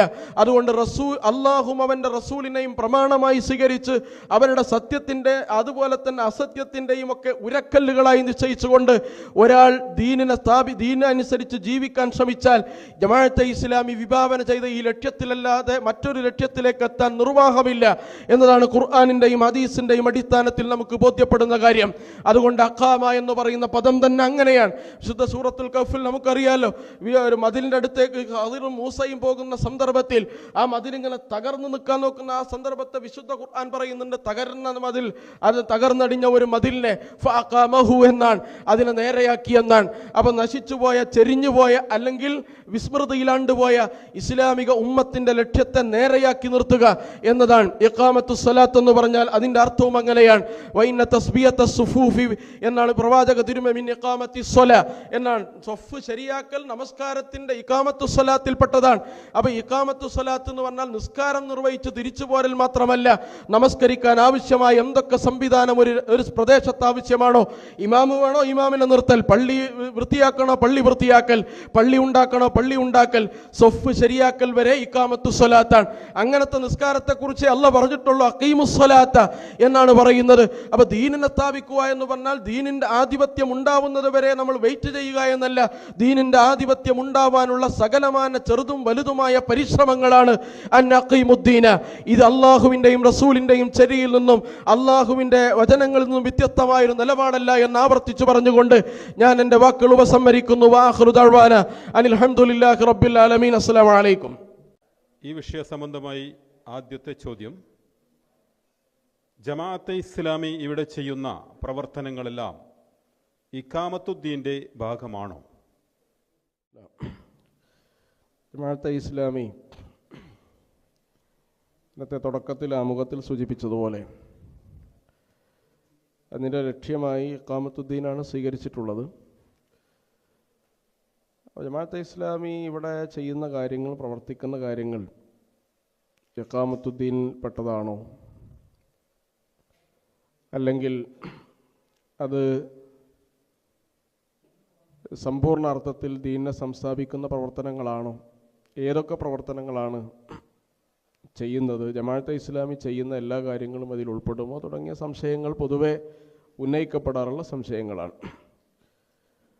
ജമാഅത്തെ ഇസ്ലാമിയെ വളരെ സിമ്പിളായിട്ടൊരു കാര്യം പറഞ്ഞാൽ, ജമാഅത്തെ ഇസ്ലാമി ഒരു രാഷ്ട്രീയ സംഘടനയാണോ എന്ന് ചോദിച്ചാൽ ജമാഅത്തെ ഇസ്ലാമി ഒരു രാഷ്ട്രീയ സംഘടനയല്ല. ഇവിടെ രാഷ്ട്രീയ കാര്യങ്ങളിൽ ജമാഅത്തെ ഇസ്ലാമി അഭിപ്രായം പറയാറുണ്ട്, ഇടപെടാറുണ്ട്. ഇപ്പോൾ രാജ്യത്തെ സംബന്ധിക്കുന്ന രാഷ്ട്രീയമായ വിഷയങ്ങളിൽ ജമാഅത്തെ ഇസ്ലാമി അതത് സന്ദർഭങ്ങളിൽ പ്രസ്താവനകൾ ഇറക്കുകയോ പ്രതിഷേധിക്കുകയോ പ്രതികരിക്കുകയോ ഒക്കെ ചെയ്യാറുണ്ട്. ഇവിടെ ജമാഅത്തെ ഇസ്ലാമി ഒരു രാഷ്ട്രീയ പ്രസ്ഥാനമല്ല. ജമാഅത്തെ ഇസ്ലാമി മതസംഘടനയാണോ എന്ന് ചോദിച്ചാൽ മതസംഘടനകൾ ചെയ്യുന്ന എല്ലാ കാര്യങ്ങളും ജമാഅത്തെ ഇസ്ലാമി ഇവിടെ ചെയ്യാറുണ്ട്. പള്ളികൾ, മദ്രസകൾ, അതുപോലെ ഖുർആൻ സ്റ്റഡി സെൻ്ററുകൾ, അതുപോലെ മതപ്രഭാഷണങ്ങൾ, ഇതൊക്കെ ജമാഅത്തെ ഇസ്ലാമി ചെയ്യാറുണ്ട്. പക്ഷേ ജമാഅത്തെ ഇസ്ലാമി ഒരു മതസംഘടന മാത്രമല്ല. അതുപോലെ തന്നെ ജമാഅത്തെ ഇസ്ലാമി ഒരു സാമ്പത്തിക സംവിധാനമോ സാമ്പത്തിക ഫൈനാൻസായി ബിസിനസ് സംരംഭങ്ങളോ മറ്റോ നടത്തുന്ന സംവിധാനമാണോ, സാമ്പത്തിക കാര്യങ്ങൾ അഭിപ്രായമുള്ള അങ്ങനെ സാമ്പത്തിക കാര്യങ്ങളുടെ മാത്രം മേൽനോട്ടം വഹിക്കുന്ന ഒരു സംഘടനയാണോ എന്ന് പറഞ്ഞാൽ ജമാഅത്തെ ഇസ്ലാമിക്ക് സാമ്പത്തികമായ കാര്യങ്ങളിൽ ഇസ്ലാമിൻ്റെ കാഴ്ചപ്പാടെന്താണോ അത് പറയാറുള്ള, അതിനുവേണ്ടി ക്യാമ്പയിൻ ചെയ്യാറുള്ള സംഘടനയാണ്. ഉദാഹരണമായി പലിശക്കെതിരെ അത് ക്യാമ്പയിൻ ചെയ്യുന്നു. അതുപോലെ സക്കാത്ത് സംവിധാനങ്ങളെ അതിൻ്റെ ബൃഹത്തായ രീതിയിൽ ഈ രാജ്യനിവാസികൾക്ക് മുമ്പിൽ അത് പരിചയപ്പെടുത്തുന്നു. സക്കാത്ത് ദാരിദ്ര്യ നിർമ്മാർജ്ജനം എന്ന അടിസ്ഥാനത്തിൽ സക്കാത്തിനൊരു സമ്പൂർണ്ണ പദ്ധതിയായി അതിൻ്റെ ഒരു പൂർണ്ണ തികവോടുകൂടി ഈ സമൂഹത്തിൽ അവതരിപ്പിക്കുന്നു. ഇന്ത്യയിലെ തന്നെ എല്ലാ ധനകാര്യമന്ത്രിമാർ, ധനകാര്യ ഉദ്യോഗസ്ഥന്മാർ, റിസർവ് ബാങ്ക് അടക്കമുള്ള മറ്റു ബാങ്കുകളുടെയൊക്കെ പ്രധാനപ്പെട്ട ഉദ്യോഗസ്ഥന്മാർ എന്നിവർക്കൊക്കെ ഇസ്ലാമിക സാമ്പത്തിക വ്യവസ്ഥയുടെ മേന്മയും പലിശരഹിത സംവിധാനങ്ങളുടെ ഗുണവുമൊക്കെ ബോധ്യപ്പെടുത്തുന്ന ക്യാമ്പയിനുകളും പബ്ലിക് റിലേഷൻ വർക്കുകളും ജമാഅത്തെ ഇസ്ലാമി നടത്താറുണ്ട്. ICF എന്ന് പറയുന്ന ജമാഅത്തെ ഇസ്ലാമിയുടെ തന്നെ ഒരു സംവിധാനമുണ്ട്. പക്ഷേ ജമാഅത്തെ ഇസ്ലാമി ഒരു സാമ്പത്തിക സംഘടനയല്ല. അതുപോലെ പരിസ്ഥിതിയും പ്രകൃതിയുമായി ബന്ധപ്പെട്ട കാര്യങ്ങൾ സംസാരിക്കുന്ന ഒരു പരിസ്ഥിതി മൂവ്മെൻ്റാണോ ജമാഅത്തെ ഇസ്ലാമി എന്ന് ചോദിച്ചാൽ ജമാഅത്തെ ഇസ്ലാമി പരിസ്ഥിതിയുടെയും പ്രകൃതിയുമായി ബന്ധപ്പെട്ട വിഷയങ്ങളിൽ മറ്റേതു മതസംഘടനകളും രാഷ്ട്രീയ സംഘടനകളും ഇടപെടുന്നതിനേക്കാൾ കൂടുതൽ ഈ രാജ്യത്ത് ഇടപെട്ട സംഘടനയാണ്. ഈ രാജ്യത്തെ പരിസ്ഥിതിയെക്കുറിച്ചും പ്രകൃതിയെക്കുറിച്ചും പ്രവാചകൻ്റെ അധ്യാപനങ്ങളും വിശുദ്ധ ഖുർആൻ്റെ അധ്യാപനങ്ങളുമൊക്കെ ഉയർത്തിക്കാണിച്ചുകൊണ്ട് വിശ്വാസത്തിൻ്റെ ഭാഗമായി തന്നെ അതിനെ ചൂണ്ടിക്കാണിക്കുകയും അതിൽ സംസാരിക്കുകയും ഇടപെടുകയും ചെയ്ത പ്രസ്ഥാനമാണ്. അതുപോലെ ജമാഅത്തെ ഇങ്ങനെ ഓരോ നമ്മുടെ വ്യവഹാരങ്ങൾ എടുത്തു നോക്കിയാൽ ഒരു കുടുംബ സംവിധാനം ഭദ്രമാക്കുന്നതിന് പ്രവർത്തിക്കുന്ന സംഘടനയാണോ എന്ന് ചോദിച്ചാൽ കുടുംബഘടനയും കുടുംബ സംവിധാനവും ഭദ്രമാക്കുന്നതിന് വേണ്ടി വളരെ ബൃഹത്തായ പദ്ധതികൾ സംവിധാനങ്ങളൊക്കെ ജമാഅത്തെ ഇസ്ലാമി നടത്താറുണ്ട്. എന്നാൽ അതുമാത്രമല്ല, അപ്പോൾ ഇങ്ങനെ നോക്കുമ്പോൾ തന്നെ ജമാഅത്തെ ഇസ്ലാമി ഒരു ജനസേവന, ഒരു NGO ആണോ, ജനസേവന പ്രവർത്തനങ്ങൾ നടത്തുന്ന സംഘടനയാണോ എന്ന് ചോദിച്ചാൽ, ജനസേവനം മറ്റേത് സംഘടനകളെക്കാളും രാഷ്ട്രീയ മതസംഘടനകളെക്കാളും ഇന്ത്യ രാജ്യത്ത് വളരെ ബൃഹത്തായ പദ്ധതിയോടുകൂടി നടപ്പിലാക്കുന്ന ഒരു സംഘമാണ് ജമാഅത്തെ ഇസ്ലാമി. വിഷൻ 2026 എന്ന് പറയുന്ന ബൃഹത്തായ സേവന പദ്ധതി കേരളത്തിൽ പ്രളയത്തിനും അതുപോലെ തന്നെ കോവിഡിനൊക്കെ ബാധിതരായ പാവപ്പെട്ട ആളുകളെ ഒക്കെ പുനരധിവസിപ്പിക്കാൻ ആവശ്യമായ പീപ്പിൾസ് ഫൗണ്ടേഷൻ നടത്തുന്ന പദ്ധതികൾ, ഇങ്ങനെ തുടങ്ങി മറ്റുള്ളവരെയൊക്കെ അമ്പരപ്പെടുത്തുന്ന സേവന പ്രവർത്തനങ്ങൾ ജമാഅത്തെ ഇസ്ലാമി ഈ മേഖലയിൽ ചെയ്തിട്ടുണ്ട്. പക്ഷേ ജമാഅത്തെ ഇസ്ലാമി ഒരു ജനസേവന മൂവ്മെൻറ്റോ അല്ലെങ്കിൽ ഒരു NGO മാത്രമല്ല. അപ്പോൾ ഇതൊക്കെ ജമാഅത്തെ ഇസ്ലാമി ചെയ്യുന്നു എന്ന് പറഞ്ഞാൽ, നേരത്തെ ഞാൻ സൂചിപ്പിച്ചതുപോലെ ദീൻ എന്ന് പറയുന്നത് മനുഷ്യ ജീവിതവുമായി ബന്ധപ്പെട്ട വ്യവഹാരങ്ങളിൽ മുഴുവൻ വിശുദ്ധ ഖുർആൻ അതിനെ പ്രതിപാദിക്കുന്നു. അതുകൊണ്ട് തന്നെ ജമാഅത്തെ ഇസ്ലാമി ഈ ബന്ധപ്പെട്ട മുഴുവൻ മേഖലയിലും അള്ളാഹുവിൻ്റെയും റസൂലിൻ്റെയും നിർദ്ദേശങ്ങൾ അനുസരിച്ച് അതിനെ സ്ഥാപിക്കുവാനും അതിൻ്റെ നന്മകൾ ബോധ്യപ്പെടുത്തുവാനും അതിൻ്റെ ഗുണങ്ങൾ മുഴുവൻ സമൂഹത്തിന് ലഭിക്കുവാനും വേണ്ടി അതിനെ ഓരോ കള്ളികളിലും കോളങ്ങളിലുമാക്കി വ്യവസ്ഥാപിതവും ഭദ്രവുമാക്കി വളരെ അർത്ഥപൂർണമായ രീതിയിൽ ഈ രാജ്യത്ത് നടപ്പിലാക്കുന്ന ഒരു പ്രസ്ഥാനമാണ് ജമാഅത്തെ ഇസ്ലാമി എന്ന് പറയുന്നത്. അതുകൊണ്ട് ജമാഅത്തെ ഇസ്ലാമി ചെയ്യുന്ന എല്ലാ പ്രവർത്തനങ്ങളും ഇഖാമത്തുദ്ദീൻ്റെ ഭാഗമാണ്. നേരത്തെ സൂചിപ്പിച്ചതുപോലെ ദീൻ എന്ന് പറയുന്നതിനെക്കുറിച്ച് നമ്മുടെ മനസ്സിലുള്ള സങ്കല്പങ്ങൾക്ക് അപ്പുറത്താണ് ജമാഅത്തെ ഇസ്ലാമി ദീനിനവിടെ മനസ്സിലാക്കിയിട്ടുള്ളത്. അതാത് മേഖലയിൽ അതിൻ്റെ ദീനിൻ്റെ വ്യവസ്ഥയും നിയമവും സ്ഥാപിക്കുവാനുള്ള സംവിധാനമാണ് ജമാഅത്തെ ഇസ്ലാമി ഇത്തരം പ്രവർത്തനങ്ങളിലൂടെ നടപ്പിൽ വരുത്തിക്കൊണ്ടിരിക്കുന്നത്. അതുകൊണ്ട് തന്നെ ജമാഅത്തെ ഇസ്ലാമിയുടെ എല്ലാ പ്രവർത്തനങ്ങളും ഇഖാമത്തുദ്ദീൻ എന്ന് പറയുന്ന അഖീമുദ്ദീൻ എന്ന വിശുദ്ധ ഖുർആൻ പറഞ്ഞ ഈ ലക്ഷ്യത്തെ സാക്ഷാത്കരിക്കാനും സംസ്ഥാപിക്കാനുമുള്ള വിവിധങ്ങളായ പരിശ്രമങ്ങളാണ്.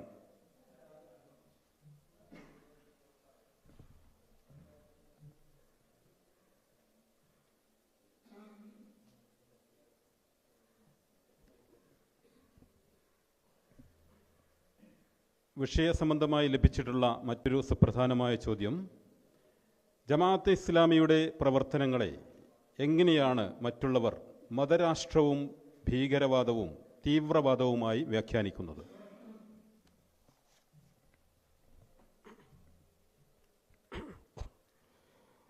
ഒരുപക്ഷെ ജമാഅത്തെ ഇസ്ലാമിയുടെ ലക്ഷ്യത്തെക്കുറിച്ച് ഏറ്റവും കൂടുതൽ നമ്മൾ കേട്ടിട്ടുള്ള ഒരാരോപണമാണ്, അത് മതരാഷ്ട്രവാദമാണ്, ഭീകരവാദമാണ്, തീവ്രവാദമാണ് എന്നത്.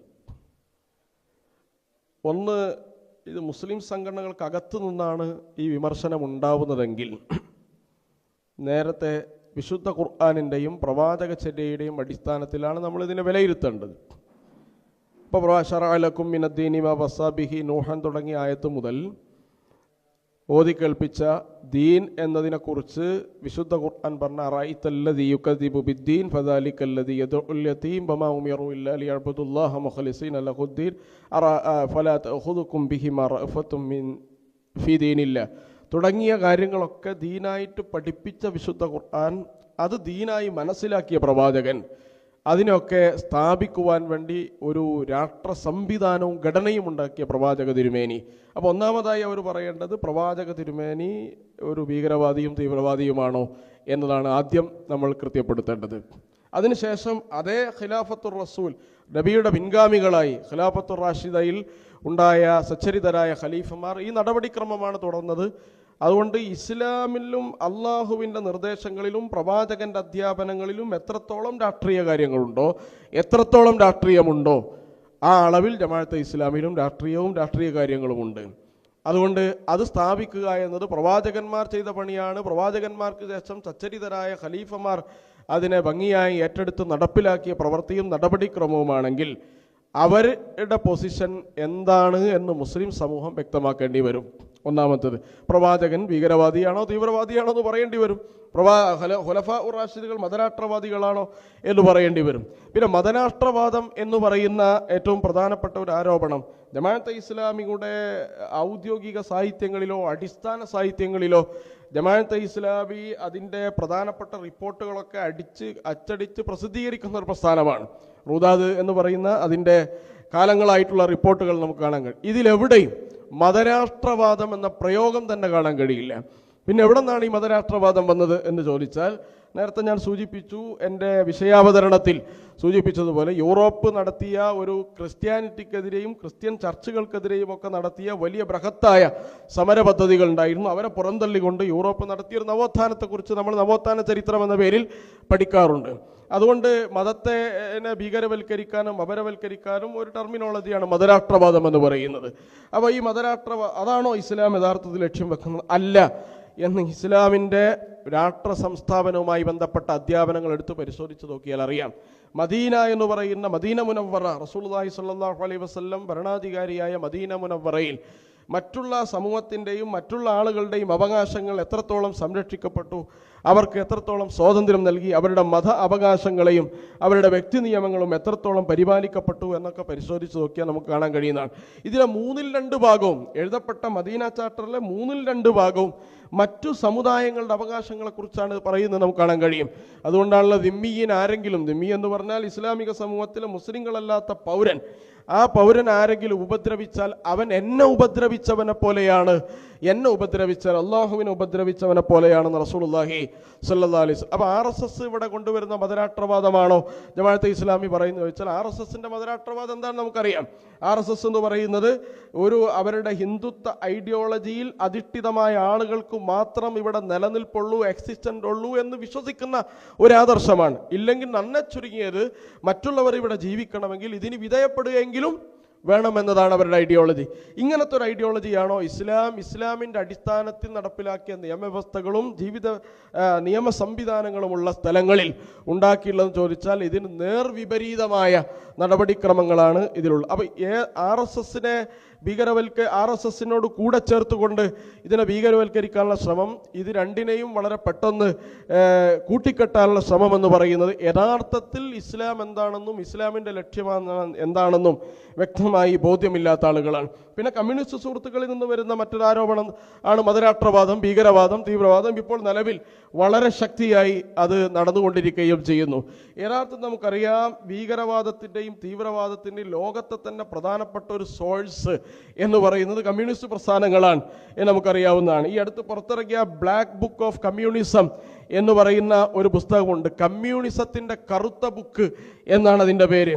ആ പേര് അതിൻ്റെ എഡിറ്റർ ഫ്രാൻസിൽ കമ്മ്യൂണിസം എന്ന് പറയുന്ന ഒരു മാഗസിൻ നടത്തിയിരുന്ന അതിൻ്റെ ഡയറക്ടറായിരുന്ന സ്റ്റീഫൻ ഗർദ എന്ന് പറയുന്ന ഒരു പ്രസിദ്ധനായ പണ്ഡിതനാണ്. ഒരു കൂട്ടം അക്കാഡമിഷ്യന്മാർ ഗവേഷണം നടത്തി സോവിയറ്റ് യൂണിയൻ 1989 ഗോർബച്ചേവ് വന്നതിന് ശേഷം സോവിയറ്റ് യൂണിയനിൽ പോയി അവിടുത്തെ പോലീസ് വകുപ്പുകളുടെ ഒക്കെ രേഖകൾ പരിശോധിച്ച് അവരെടുത്ത 859-58 പേജുകളുള്ള ഒരു പുസ്തകമാണ് ഈ പുസ്തകം എന്ന് പറയുന്നത്. കമ്മ്യൂണിസ്റ്റ് രാഷ്ട്രങ്ങളെക്കുറിച്ചുള്ള ആധികാരിക വിവരമാണ്.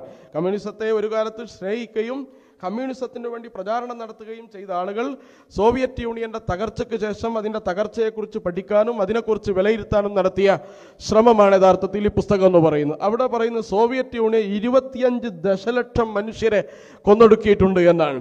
അതുപോലെ തന്നെ സാക്ഷാൽ ചൈന, മാവോ സേതുങ്ങിൻ്റെ ചൈന 65 ദശലക്ഷം മനുഷ്യരെ, 6.5 കോടി മനുഷ്യരെ ആണ് കൊന്നൊടുക്കിയതെന്നാണ്. വിയറ്റ്നാം 10 ലക്ഷം ആളുകളെ കൊന്നൊടുക്കിയിട്ടുണ്ട്.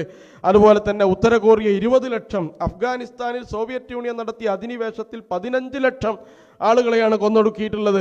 ഏകദേശം കമ്മ്യൂണിസ്റ്റ് പ്രത്യയശാസ്ത്രം സമ്പൂർണ്ണാർത്ഥത്തിൽ ഭരണക്രമത്തിലേറിയ രാജ്യങ്ങളിൽ 8.5 കോടി മുതൽ 10 കോടി വരെയുള്ള ജനങ്ങൾക്ക് ജീവഹാനി നേരിട്ടു എന്നാണ് പറയുന്നത്. എന്നിട്ട് അദ്ദേഹം പറയുന്നത് ജർമ്മനിയിലെ ഹിറ്റ്ലർ കൊണ്ടുവന്ന നാസിസത്തെക്കാൾ ഭീകരമായിരുന്നു കമ്മ്യൂണിസം എന്ന് കമ്മ്യൂണിസ്റ്റ് രാഷ്ട്രങ്ങൾ എടുത്ത് പരിശോധിച്ചാൽ മനസ്സിലാവും. അപ്പം ഇങ്ങനെയുള്ള ആളുകളാണ് യഥാർത്ഥത്തിൽ ഇസ്ലാമിനെതിരെ, ഇസ്ലാമിക സമൂഹത്തിനും ഇസ്ലാമിക ചരിത്രത്തിനുമെതിരെ ഇവർ നടത്തിയ നീക്കങ്ങൾ മറുഭാഗത്ത് നമുക്ക് കാണാൻ കഴിയും. ഇപ്പോഴും ചൈനയിൽ ഉയ്ഗൂർ മുസ്ലിങ്ങളുടെ അവസ്ഥ നമുക്ക് ബോധ്യമാവുന്ന കാര്യമാണ്. അവിടെ ഇപ്പോൾ കഴിഞ്ഞ 3 മാസത്തിലുള്ള 3 പള്ളികളാണ് ഉയ്ഗൂർ മുസ്ലിങ്ങളുടെ തകർത്തത്. പബ്ലിക് ടോയ്ലറ്റുകളാക്കി, ചിലത് ബാറുകളും അതുപോലെ തന്നെ വളരെ മോശപ്പെട്ട പ്രവർത്തനങ്ങൾക്കുമൊക്കെ ഉപയോഗിക്കുന്ന കടകളും ഷോപ്പിംഗ് മാളുകളും ആക്കി മാറ്റുകയാണ്. 3 പള്ളികൾ തകർത്തു വന്നാണ്. താടി വെക്കുന്നത് ഉയ്ഗൂർ മുസ്ലിങ്ങളെ സംബന്ധിച്ചിടത്തോളം രാജ്യദ്രോഹ കുറ്റമാണ്. റമദാനിൽ നോമ്പനുഷ്ഠിക്കാൻ പറ്റില്ല. നിസ്കരിക്കുന്നത് കണ്ടാൽ ഭരണകൂടം ശിക്ഷിക്കും എന്ന് പറഞ്ഞാൽ നേരത്തെ മാവോ സേതുങ്ങിൻ്റെ ഈ പബ്ലിക് ടോയ്ലറ്റ് ഉയ്ഗൂറിലെ പള്ളി തകർത്ത്, ഉയ്ഗൂർ വംശജരുടെ പള്ളി തകർത്ത് പബ്ലിക് ടോയ്ലറ്റ് ഉണ്ടാക്കിയ ടോയ്ലറ്റിൻ്റെ മുകളിൽ ചൈനീസ് ഭരണകൂടം എഴുതിയത് നിങ്ങൾ പാർട്ടിക്ക് വിധേയപ്പെടുക, പാർട്ടി അനുസരിക്കുക എന്നതാണ്. അപ്പോൾ യഥാർത്ഥത്തിൽ എന്താണ് ഇവർ ലോകത്തിന് നൽകുന്ന മെസ്സേജ് എന്ന് മറച്ചു വെച്ചുകൊണ്ട് ലോകത്ത് യൂഫ്രട്ടീസിൻ്റെ നദീതീരത്ത് ഒരു ആട്ടിൻകുട്ടി വിശന്ന് ചത്തുപോയാൽ നാളെ അള്ളാഹുവിനോട് ഉത്തരം പറയേണ്ടി വരുമല്ലോ എന്ന് വിലപിച്ച ഒരു ഭരണാധികാരിയോട് ഒരിക്കലും സഖാവ് സ്റ്റാലിനെയോ അതുപോലെ തന്നെ ലെനിനെയോ എടുക്കാൻ കഴിയില്ല. ലെനിനെ കുറിച്ച് തന്നെ പറയുന്നത്, ഈ പുസ്തകത്തിൻ്റെ തുടക്കത്തിൽ പറയുന്നത്, സഖാവ് ലെനിൻ ഏത് ഭരണകൂടത്താണോ വിപ്ലവം നടത്തിയത്, ബോൾഷെവിക് റവല്യൂഷൻ എന്ന് പറയുന്ന വിപ്ലവം തുടങ്ങിയത്, ആ വിപ്ലവം നടത്തിയ സാർ ചക്രവർത്തിമാർക്കെതിരാണ്.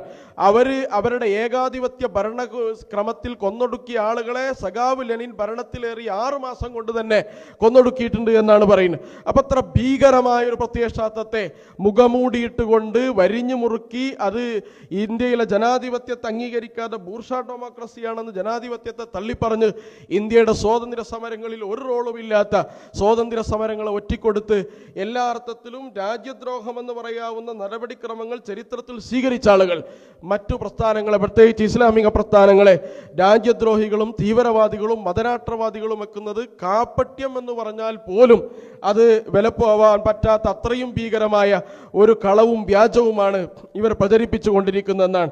അപ്പോൾ അത് യഥാർത്ഥത്തിൽ ഇവിടെയും നടപ്പിലാക്കണം. അവരെ ഈ പുസ്തകത്തിൽ ഞാൻ നേരത്തെ സൂചിപ്പിച്ച ബ്ലാക്ക് ബുക്ക് ഓഫ് കമ്മ്യൂണിസം എന്ന് പറയുന്ന ഒരു കൂട്ടം അക്കാദമീഷ്യന്മാർ വളരെ സമയമെടുത്ത് അധ്വാനിച്ച് നടത്തിയ രേഖകൾ പരിശോധിച്ച് നടത്തിയ പുസ്തകത്തിൽ അവർ കേരളത്തിൻ്റെയോ അല്ലെങ്കിൽ മറ്റു കമ്മ്യൂണിസ്റ്റ് ഭരണങ്ങളെക്കുറിച്ചോ അവിടെ പ്രതിപാദിച്ചിട്ടില്ല. കാരണം അവർ പ്രതിപാദിക്കാൻ തെരഞ്ഞെടുത്തത് കമ്മ്യൂണിസ്റ്റ് ആദർശത്തിൽ ഉണ്ടായ രാഷ്ട്രങ്ങളെക്കുറിച്ചാണ് പഠിപ്പിച്ചത്. ജനാധിപത്യത്തിലൂടെ കമ്മ്യൂണിസം ഭരണമേറിയ രാജ്യങ്ങളിലെല്ലാം, എന്നാൽ പോലും അതിൻ്റെ അലയൊലികൾ നമുക്ക് കാണാൻ കഴിയുന്നതാണ്. അതിൻ്റെ ചെറിയ ചെറിയ രൂപങ്ങൾ നമുക്ക് കാണാൻ കഴിയുന്നതാണ്. ഇനി ചോദ്യങ്ങൾ പാടില്ല എന്ന് പറയുന്നതിൻ്റെ രൂപമാണ്. അതുപോലെ കടക്ക് പുറത്ത് എന്ന് പറയുന്ന അതിൻ്റെ ഒരു പരകായ പ്രവേശമാണ്. അതുപോലെ തന്നെ 51 വെട്ടുവെട്ടി അതിനിന്ദ്യമായ രീതിയിൽ ഒരു മനുഷ്യനെ സ്വന്തം പാർട്ടി വിട്ടതിൻ്റെ പേരിൽ കൊല ചെയ്ത് ആ കൊലയെ തെറ്റിദ്ധരിപ്പിക്കാൻ വേണ്ടി കൊലയാളികൾ വന്ന വണ്ടിക്ക് മാഷാ അല്ലാഹ് സ്റ്റിക്കറൊട്ടിച്ച് രാജ്യത്ത് ഈ സംസ്ഥാനത്ത് വർഗീയ ധ്രുവീകരണത്തിന് ശ്രമം നടത്തുന്ന ഒരു സംവിധാനം നടത്തുകയും ആ മനുഷ്യരടക്കം കുലം കുത്തികൾ എന്ന് വിളിക്കുകയും ചെയ്തത് നേരത്തെ സൂചിപ്പിച്ചതുപോലെ ബോൾഷെവിക് റവല്യൂഷൻ അധികാരത്തിൽ വന്ന് ദശലക്ഷം മനുഷ്യരെ കൊന്നൊടുക്കാൻ കഴിച്ച ഏകാധിപത്യത്തിൻ്റെയും ദാർഢ്യത്തിൻ്റെയും ധിക്കാരത്തിൻ്റെയും കേരളീയ രൂപങ്ങളാണ്. അത് വികസിച്ചാൽ എന്താവും, അത് വളർന്നാൽ എന്താവും എന്നൊക്കെ ഇതിൻ്റെ ഒരു ഉദാഹരണവും റെഫറൻസും മാത്രമാണ് ഞാൻ നിങ്ങളുടെ മുന്നിൽ സൂചിപ്പിച്ചത്. അതുകൊണ്ട് അതൊക്കെ നമ്മൾ മാറ്റിവെച്ചിട്ട് കേരളത്തിൽ തന്നെ ഇന്ത്യയിൽ ഏറ്റവും കൂടുതൽ രാഷ്ട്രീയ കൊലപാതകങ്ങൾ നടക്കുന്ന സംസ്ഥാനമാണ് കേരളം എന്ന് പറയുന്നത്. ഈ സംസ്ഥാനത്ത് ഏറ്റവും കൂടുതൽ രാഷ്ട്രീയ കൊലപാതകങ്ങൾ നടത്തിയ പാർട്ടികൾ ഏതൊക്കെയാണ് എന്നെടുത്ത് നമ്മൾ പരിശോധിച്ച് നോക്കിയാലും അപ്പോൾ ഇവരുടെ ഭീകരവാദം, തീവ്രവാദം എന്ന് പറയുന്ന ആരോപണങ്ങളെ യഥാർത്ഥത്തിൽ വലിയ തോതിൽ ഒരു വ്യാജം കള്ളം പ്രചരിപ്പിക്കുന്നതിൻ്റെ ഭാഗം മാത്രമാണ്. തങ്ങളുടെ തന്നെ കാപ്പട്യം പുറത്തു വന്നു പോകുമോ എന്ന ഭയത്താൽ അവർ ഉണ്ടാക്കിയെടുത്തിട്ടുള്ള പ്രചരണായുധങ്ങൾ ആണ് യഥാർത്ഥത്തിൽ മതരാഷ്ട്രവാദം എന്ന് പറയുന്നത്. ജമാഅത്തെ ഇസ്ലാമിയെ സംബന്ധിച്ചിടത്തോളം അതിൻ്റെ എവിടെയും ഒരു സാഹിത്യത്തിലോ അതിൻ്റെ രേഖകളിലോ ഔദ്യോഗിക സംവിധാനങ്ങളിലോ ഔദ്യോഗിക സാഹിത്യങ്ങളിലോ ഒന്നും ഈ മതരാഷ്ട്രവാദം എന്ന പദാവലി തന്നെ ഉപയോഗിച്ച് നേരത്തെ സൂചിപ്പിച്ചതുപോലെ ഇഖാമത്തുദ്ദീനാണ്. എന്താണ് ഇഖാമത്തുദ്ദീൻ എന്നത്? ഒരു ആദർശത്തിലും ആശയത്തിലും വിശ്വസിക്കുന്ന ഏത് പ്രസ്ഥാനത്തെ സംബന്ധിച്ചിടത്തോളവും അത് സംസ്ഥാപിക്കുവാനും അത് പുലരാനും പരിശ്രമിക്കുക, സ്വപ്നം കാണുക എന്നത് ഈ രാജ്യത്തെ ഭരണഘടനയും അനുവാദം നൽകുകയും അതുപോലെ തന്നെ സ്വാതന്ത്ര്യം നൽകുകയും ചെയ്ത പ്രവൃത്തിയാണ്. അതുകൊണ്ട് ഇവർ ഈ ആരോപണങ്ങൾ ഉന്നയിക്കുന്ന ഓരോരുത്തരെയും എടുത്തു പരിശോധിച്ച് നോക്കിയാൽ അവരെല്ലാം ലോകത്ത് ചെയ്തു കൂട്ടിയ ഭീകര തീവ്ര പ്രവൃത്തികൾ എന്തൊക്കെയാണ് എന്ന് പരിശോധിച്ച് നോക്കിയാൽ ഇസ്ലാമിനെതിരെ അങ്ങനെ പറയാൻ ധാർമ്മികമായി യാതൊരു അവകാശവുമില്ല എന്ന് നമുക്ക് ബോധ്യപ്പെടുന്നതാണ്. ഇഖാമത്തുദ്ദീൻ എന്നത് ഇന്ത്യ പോലുള്ള രാജ്യത്ത് സ്ഥാപിതമാക്കാൻ സാധിക്കുന്ന ഒരു ലക്ഷ്യമാണ് എന്ന് ജമാഅത്തെ ഇസ്ലാമി ഇപ്പോഴും വിശ്വസിക്കുന്നുണ്ടോ? ഉണ്ട് എങ്കിൽ എങ്ങനെയാണ് ഭൂരിപക്ഷം ഇതര മതസ്ഥരായ ഒരു നാട്ടിൽ ഇഖാമത്തുദ്ദീൻ സാധ്യമാകുക? പാകിസ്ഥാൻ പോലുള്ള ഒരു മുസ്ലിം ഭൂരിപക്ഷം രാജ്യത്ത് പോലും നടപ്പിലാക്കാൻ സാധിക്കാത്ത ലക്ഷ്യം ഇന്ത്യയിൽ എങ്ങനെ നടപ്പിലാക്കും? ഇനി നടപ്പിലായാൽ തന്നെ ഇസ്ലാമിക ശരീഅത്ത് പൂർണ്ണമായി നടപ്പിലാക്കാൻ ബഹുസ്വര രാജ്യത്ത് എങ്ങനെ സാധിക്കും? ഹുക്കൂമത്ത് ഇലാഹിയും ഇഖാമത്തുദ്ദീനും അന്യമതസ്ഥർക്കിടയിൽ എങ്ങനെ സ്വീകാര്യമാകും? ഇഖാമത്തുദ്ദീൻ എങ്ങനെയാണ് ഒരു ഇന്ത്യ പോലുള്ള രാജ്യത്ത് സംസ്ഥാപിതമാക്കുക, ലക്ഷ്യമായി എങ്ങനെയാണ് സ്വീകരിക്കുക എന്നാണ് ചോദ്യത്തിൻ്റെ മർമ്മം എന്ന് പറയും. നേരത്തെ സൂചിപ്പിച്ചതുപോലെ ഈ രാജ്യത്തെ മുഴുവൻ ജനങ്ങളെയും ഫലപ്രയോഗത്തിലൂടെ ഇസ്ലാമികവൽക്കരിക്കുക എന്നതല്ല ജമാഅത്തിൻ്റെ ലക്ഷ്യം. അങ്ങനെയാണെങ്കിലാണ് ഈ ചോദ്യത്തിനൊരു പ്രസക്തിയുള്ളത്. ജമാഅത്തെ ഇസ്ലാമി ഒരു പ്രസ്ഥാനമാണ്, ജമാഅത്തെ ഇസ്ലാമി ഒരു സംഘമാണ്, അതിനൊരു ആദർശമുണ്ട്, ലാ ഇലാഹ ഇല്ലല്ലാഹ് മുഹമ്മദ് റസൂലുള്ളാഹ്. അതുപോലെ തന്നെ അതിനൊരു ലക്ഷ്യമുണ്ട്. ഇത് ഏത് പാർട്ടിക്കും ആദർശമുണ്ട്, ലക്ഷ്യമുണ്ട്. ഏത് സംഘത്തിനും ആദർശവും ലക്ഷ്യമുണ്ട്. അത് ഒരു രാജ്യത്ത് പറ്റില്ല, അല്ലെങ്കിൽ ആ രാജ്യത്ത് നടപ്പിലാക്കാൻ കഴിയില്ല എന്ന് പറയുന്നത് ആ രാജ്യത്തിൻ്റെ നിയമവ്യവസ്ഥയെയും അതിൻ്റെ നിയമ സംവിധാനങ്ങളെയും അത് വെല്ലുവിളിക്കുമ്പോൾ മാത്രമാണ്. അതുകൊണ്ട് തന്നെ അതൊരു മിലിറ്റൻ്റ് ഓപ്പറേഷൻ അല്ല. തികച്ച ജമാഅത്ത് ഇസ്ലാമി ഇതിന് കൈക്കൊള്ളുന്ന മാർഗങ്ങൾ ഇവിടെ വിശദീകരിക്കും. ഞാനതിൻ്റെ ഭാഗങ്ങളിലേക്ക് പോകണില്ല. അപ്പോൾ ജനാധിപത്യപരവും അതുപോലെ രചനാത്മകവും സർഗാത്മകവുമായ വഴിയിലൂടെയാണ് ഈ ലക്ഷ്യം സംസ്ഥാപിക്കുക എന്നതാണ്. അപ്പോൾ ഈ ലക്ഷ്യം എന്ന് പറഞ്ഞാൽ ഈ ഇസ്ലാമിനെ ഇവിടുത്തെ ഭൂരിഭാഗം ജനങ്ങൾക്കും അറിയില്ല, അത് എത്തിച്ചു കൊടുക്കുക. മതപ്രബോധനം, മതപ്രചാരണം എന്ന് പറയുന്നത് ഈ രാജ്യം എല്ലാവർക്കും വകവെച്ചു കൊടുത്തൊരു സ്വാതന്ത്ര്യമാണ്. അങ്ങനെ ഈ സമൂഹത്തിലെ ആളുകൾ അവരുടെ ഇസ്ലാമിന് അനുകൂലമാകുമ്പോൾ അവർ സ്വീകരിക്കേണ്ട ഒരു രാഷ്ട്രീയ വ്യവസ്ഥയായി ഇതിനെ പരിചയപ്പെടുത്തുക എന്നതാണ്. ഇത് ഐക്യരാഷ്ട്രസഭയിൽ നിന്ന് ഇങ്ങോട്ട് നമ്മുടെ ഏതെങ്കിലും ഗ്രാമത്തിലേക്ക് വരേണ്ട ഒരു പ്രോസസ്സല്ല ഇഖാമത്തുദ്ദീൻ എന്ന് പറയുന്നത്. ഓരോ വ്യക്തിയിൽ നിന്നും അങ്ങോട്ടങ്ങോട്ട് ഉയർന്നു പോകേണ്ട ഒന്നാണ്. അതൊരു മനസ്സംസ്കരണവും ധാർമ്മികവുമായ പ്രവർത്തന രീതിയാണ്. മറ്റത് ഏതെങ്കിലും ഒരു രാജ്യം, ഒരു മിലിറ്റന്റ് ഗ്രൂപ്പ് ഈ രാജ്യത്തിൻ്റെ മേൽ അടിച്ചേൽപ്പിക്കുന്ന ഒരു ലക്ഷ്യമല്ല ഇഖാമത്തുദ്ദീൻ എന്ന് പറയുന്നത്. ഏതെങ്കിലും ഒരു സൈനിക വിങ്ങോ ഏതെങ്കിലും ഒരു നിഗൂഢ നീക്കങ്ങളിലൂടെയോ ഒക്കെ സയ്യിദ് അബുൽ അല മൗദൂദിയോട് ഈ ലക്ഷ്യം നിങ്ങൾക്ക് നടപ്പിലാക്കാൻ ഏറ്റവും നല്ലത് നിഗൂഢ പ്രവൃത്തിയാണല്ലോ, അല്ലെങ്കിൽ സായുധമായി നിങ്ങൾ എന്തുകൊണ്ട് ഇതിനെ നടപ്പിലാക്കില്ല ചോദിച്ചപ്പോൾ അതിനെ ഏറ്റവും ശക്തമായി എതിർത്ത ആളാണ് സയ്യിദ് അബുൽ അല മൗദൂദി. എന്ന് പറഞ്ഞാൽ അതിനെക്കുറിച്ച് അദ്ദേഹത്തിൻ്റെ വീക്ഷണം തന്നെ ആ സായുധ വിപ്ലവം എന്ന് പറയുന്നത് ആരാണോ നടത്തിയത് അതിൻ്റെ സന്തതികൾ അത് കൊന്നു തിന്നും എന്നാണ്. അതിൻ്റെ സന്തതികളെ കൊന്നു തിന്നും. അങ്ങനത്തെ റെവല്യൂഷനെ കുറിച്ചൊക്കെ നമുക്ക് ചരിത്രത്തിൽ നമ്മൾ പേരിട്ട് വിളിക്കുന്ന ഒട്ടുമിക്ക റെവല്യൂഷൻ്റെയും പിൽക്കാല ചരിത്രം എടുത്ത് പരിശോധിച്ചാൽ അത് നമുക്ക് കാണാൻ കഴിയുന്നതാണ്. അപ്പോൾ ഇത് സുതാര്യമായ വഴിയിലൂടെ ജനങ്ങളുടെ മുന്നിൽ അവർക്ക് സ്വീകരിക്കാൻ പറ്റുന്ന ഒരു ഓപ്ഷനായി സമർപ്പിച്ചുകൊണ്ട് അവരിതിന് അനുകൂലമാവുന്ന ഘട്ടത്തിൽ സ്വയം ഇതിന് തയ്യാറായി വരുന്ന സമയത്ത് അവരുടെ വ്യക്തി ജീവിതം മാറിയതുപോലെ, കുടുംബഘടന മാറിയതുപോലെ, അവർ നിലകൊള്ളുന്ന സമൂഹ വ്യവസ്ഥയിൽ മാറ്റമുണ്ടായതുപോലെ രാഷ്ട്രവ്യവസ്ഥയിലും ഉണ്ടാവണം എന്നാണ് ഈ ജമാഅത്തെ ഇസ്ലാമി നിശ്ചയിക്കുന്നത്. അല്ലാതെ ഒരു രാഷ്ട്രവ്യവസ്ഥയെ പിടിച്ചടക്കിക്കൊണ്ട് നിർബന്ധിതാവസ്ഥയിൽ വ്യക്തിയിലും സമൂഹത്തിലും കുടുംബത്തിലും എല്ലാ പ്രദേശങ്ങളും ഇത് നടപ്പിലാക്കണമെന്ന് ഉപയോഗിക്കുന്ന ഒരു സായുധ പരിശീലന ഗ്രൂപ്പ് അല്ല, അല്ലെങ്കിൽ അതിൻ്റെ അടിസ്ഥാനത്തിലുള്ള ഒരു പ്രവർത്തന പദ്ധതിയല്ല ജമാഅത്തെ ഇസ്ലാമി നടപ്പിലാക്കിയുള്ളൂ. അതുകൊണ്ട് തന്നെ ഇവിടെ കമ്മ്യൂണിസ്റ്റ് പ്രസ്ഥാനങ്ങളുണ്ട്, അതുപോലെ തന്നെ കോൺഗ്രസ് പോലത്തെ ദേശീയ പ്രസ്ഥാനങ്ങളുണ്ട്, മറ്റു സംഘങ്ങളും പ്രസ്ഥാനങ്ങളും ഒക്കെ ഇവിടെ പ്രവർത്തിക്കുന്നുണ്ട്. അവർക്ക് അവരുടെ ലക്ഷ്യങ്ങളുണ്ട്, അതുപോലെ തന്നെ അവരുടെ പ്രവർത്തന പദ്ധതികളും മാർഗങ്ങളുമുണ്ട്. അതവരുടെ ജനങ്ങളെ മുന്നിൽ വെക്കുന്നു, അതിനെ പ്രചരിപ്പിക്കുന്നു, അതിനുവേണ്ടി പ്രവർത്തിക്കുന്നു. ഈ രാജ്യത്തെ നിയമവ്യവസ്ഥയെ വെല്ലുവിളിക്കാത്ത, അല്ലെങ്കിൽ ഈ രാജ്യത്തിൻ്റെ സംവിധാനങ്ങളെ തകർക്കുകയോ തരിപ്പണമാക്കുകയോ ചെയ്യുന്ന പ്രവർത്തന പദ്ധതികൾ ആവിഷ്കരിക്കാതെ തികച്ചും സമാധാനപൂർണമായി ഈ ആശയത്തെ പ്രതിനിധീകരിക്കുകയും പ്രചരിപ്പിക്കുകയും ചെയ്യുന്നതിന് രാജ്യം തന്നെ അവകാശം വകവെച്ച് കൊടുക്കുന്ന സ്ഥിതിക്ക് ഈ രാജ്യത്ത് പിന്നെ അതിന് സാധ്യതയുണ്ടോ എന്ന് ആശങ്കിക്കുന്നതിൽ അർത്ഥമില്ല എന്ന്.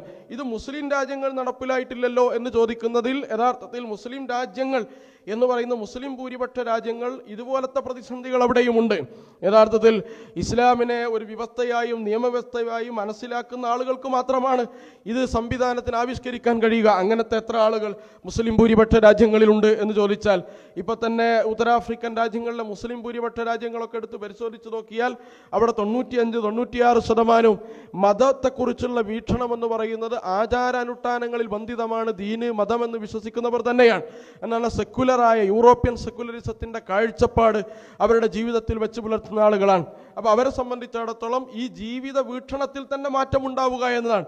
ആ ജീവിത വീക്ഷണത്തിൽ മാറ്റമുണ്ടായി വ്യക്തിയിൽ നിന്ന് തുടങ്ങി രാഷ്ട്രീയ ക്രമത്തെ വരെ സ്വാധീനിക്കുകയും മാറ്റുകയും ചെയ്യുന്ന, സമാധാനപൂർണവും ക്ഷേമൈശ്വര്യങ്ങൾ ഉണ്ടാവുകയും ചെയ്യുന്ന ബലദൻ ആമിനൻ, നിർഭയമായൊരു സാമൂഹ്യ വ്യവസ്ഥ കൊണ്ടുവരാൻ കഴിയുന്ന ഒരു വ്യവസ്ഥ ഞങ്ങളുടെ കയ്യിലുണ്ട്, നിങ്ങൾക്ക് വേണമെങ്കിൽ അത് സ്വീകരിക്കാം, തള്ളാം എന്നാണ് വിശുദ്ധ ഖുർആന്റെ തന്നെ ശൈലിയിൽ ഈ പ്രസ്ഥാനം ഈ ജനങ്ങളോടത് പറഞ്ഞിട്ടുള്ളത്. അതുകൊണ്ട് അതിനനുസൃതമായൊരു കാലത്ത് ബഹുസ്വര സമൂഹമായാലും ബഹുവൈവിധ്യങ്ങളുള്ള സമൂഹമായാലും അവരെയൊക്കെ അംഗീകരിച്ചുകൊണ്ടും മാനിച്ചുകൊണ്ടും ഈ പ്രവർത്തന പദ്ധതിയുമായി മുന്നോട്ട് പോകാം. അവർക്കൊക്കെ ഇത് ഉൾക്കൊള്ളാൻ കഴിയുന്ന കാലത്ത് അതിൻ്റെ അതാത് ക്രമങ്ങളിൽ ഇത് മാറ്റമുണ്ടാകുമെന്ന് തീർത്തും ജമാഅത്തെ ഇസ്ലാമി വിശ്വസിക്കുന്നു. അതിന് മുസ്ലിംൻ്റെ ഭൂരിപക്ഷ രാജ്യങ്ങൾ അതുപോലെ മുസ്ലിം ന്യൂനപക്ഷ ഭാഗങ്ങൾ എന്ന വേർതിരിവ് അതിൽ അർത്ഥമില്ല എന്നാണ് നമ്മൾ മനസ്സിലാക്കുന്നത്.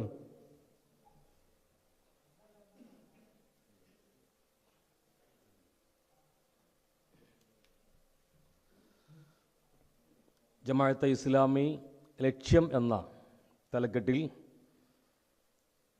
ഒരു പ്രഭാഷണം ഇവിടെ നടന്നു കഴിഞ്ഞു. ആ വിഷയത്തിലൂന്നിയ സംശയ നിവാരണവുമാണ് ഇപ്പോൾ ഇവിടെ നടന്നു കഴിഞ്ഞത്. ഇതോടുകൂടി ഈ പരിപാടി അവസാനിച്ചതായിട്ട് അറിയിക്കുന്നു. അസ്സലാമു അലൈക്കും വറഹ്മത്തുള്ളാഹി.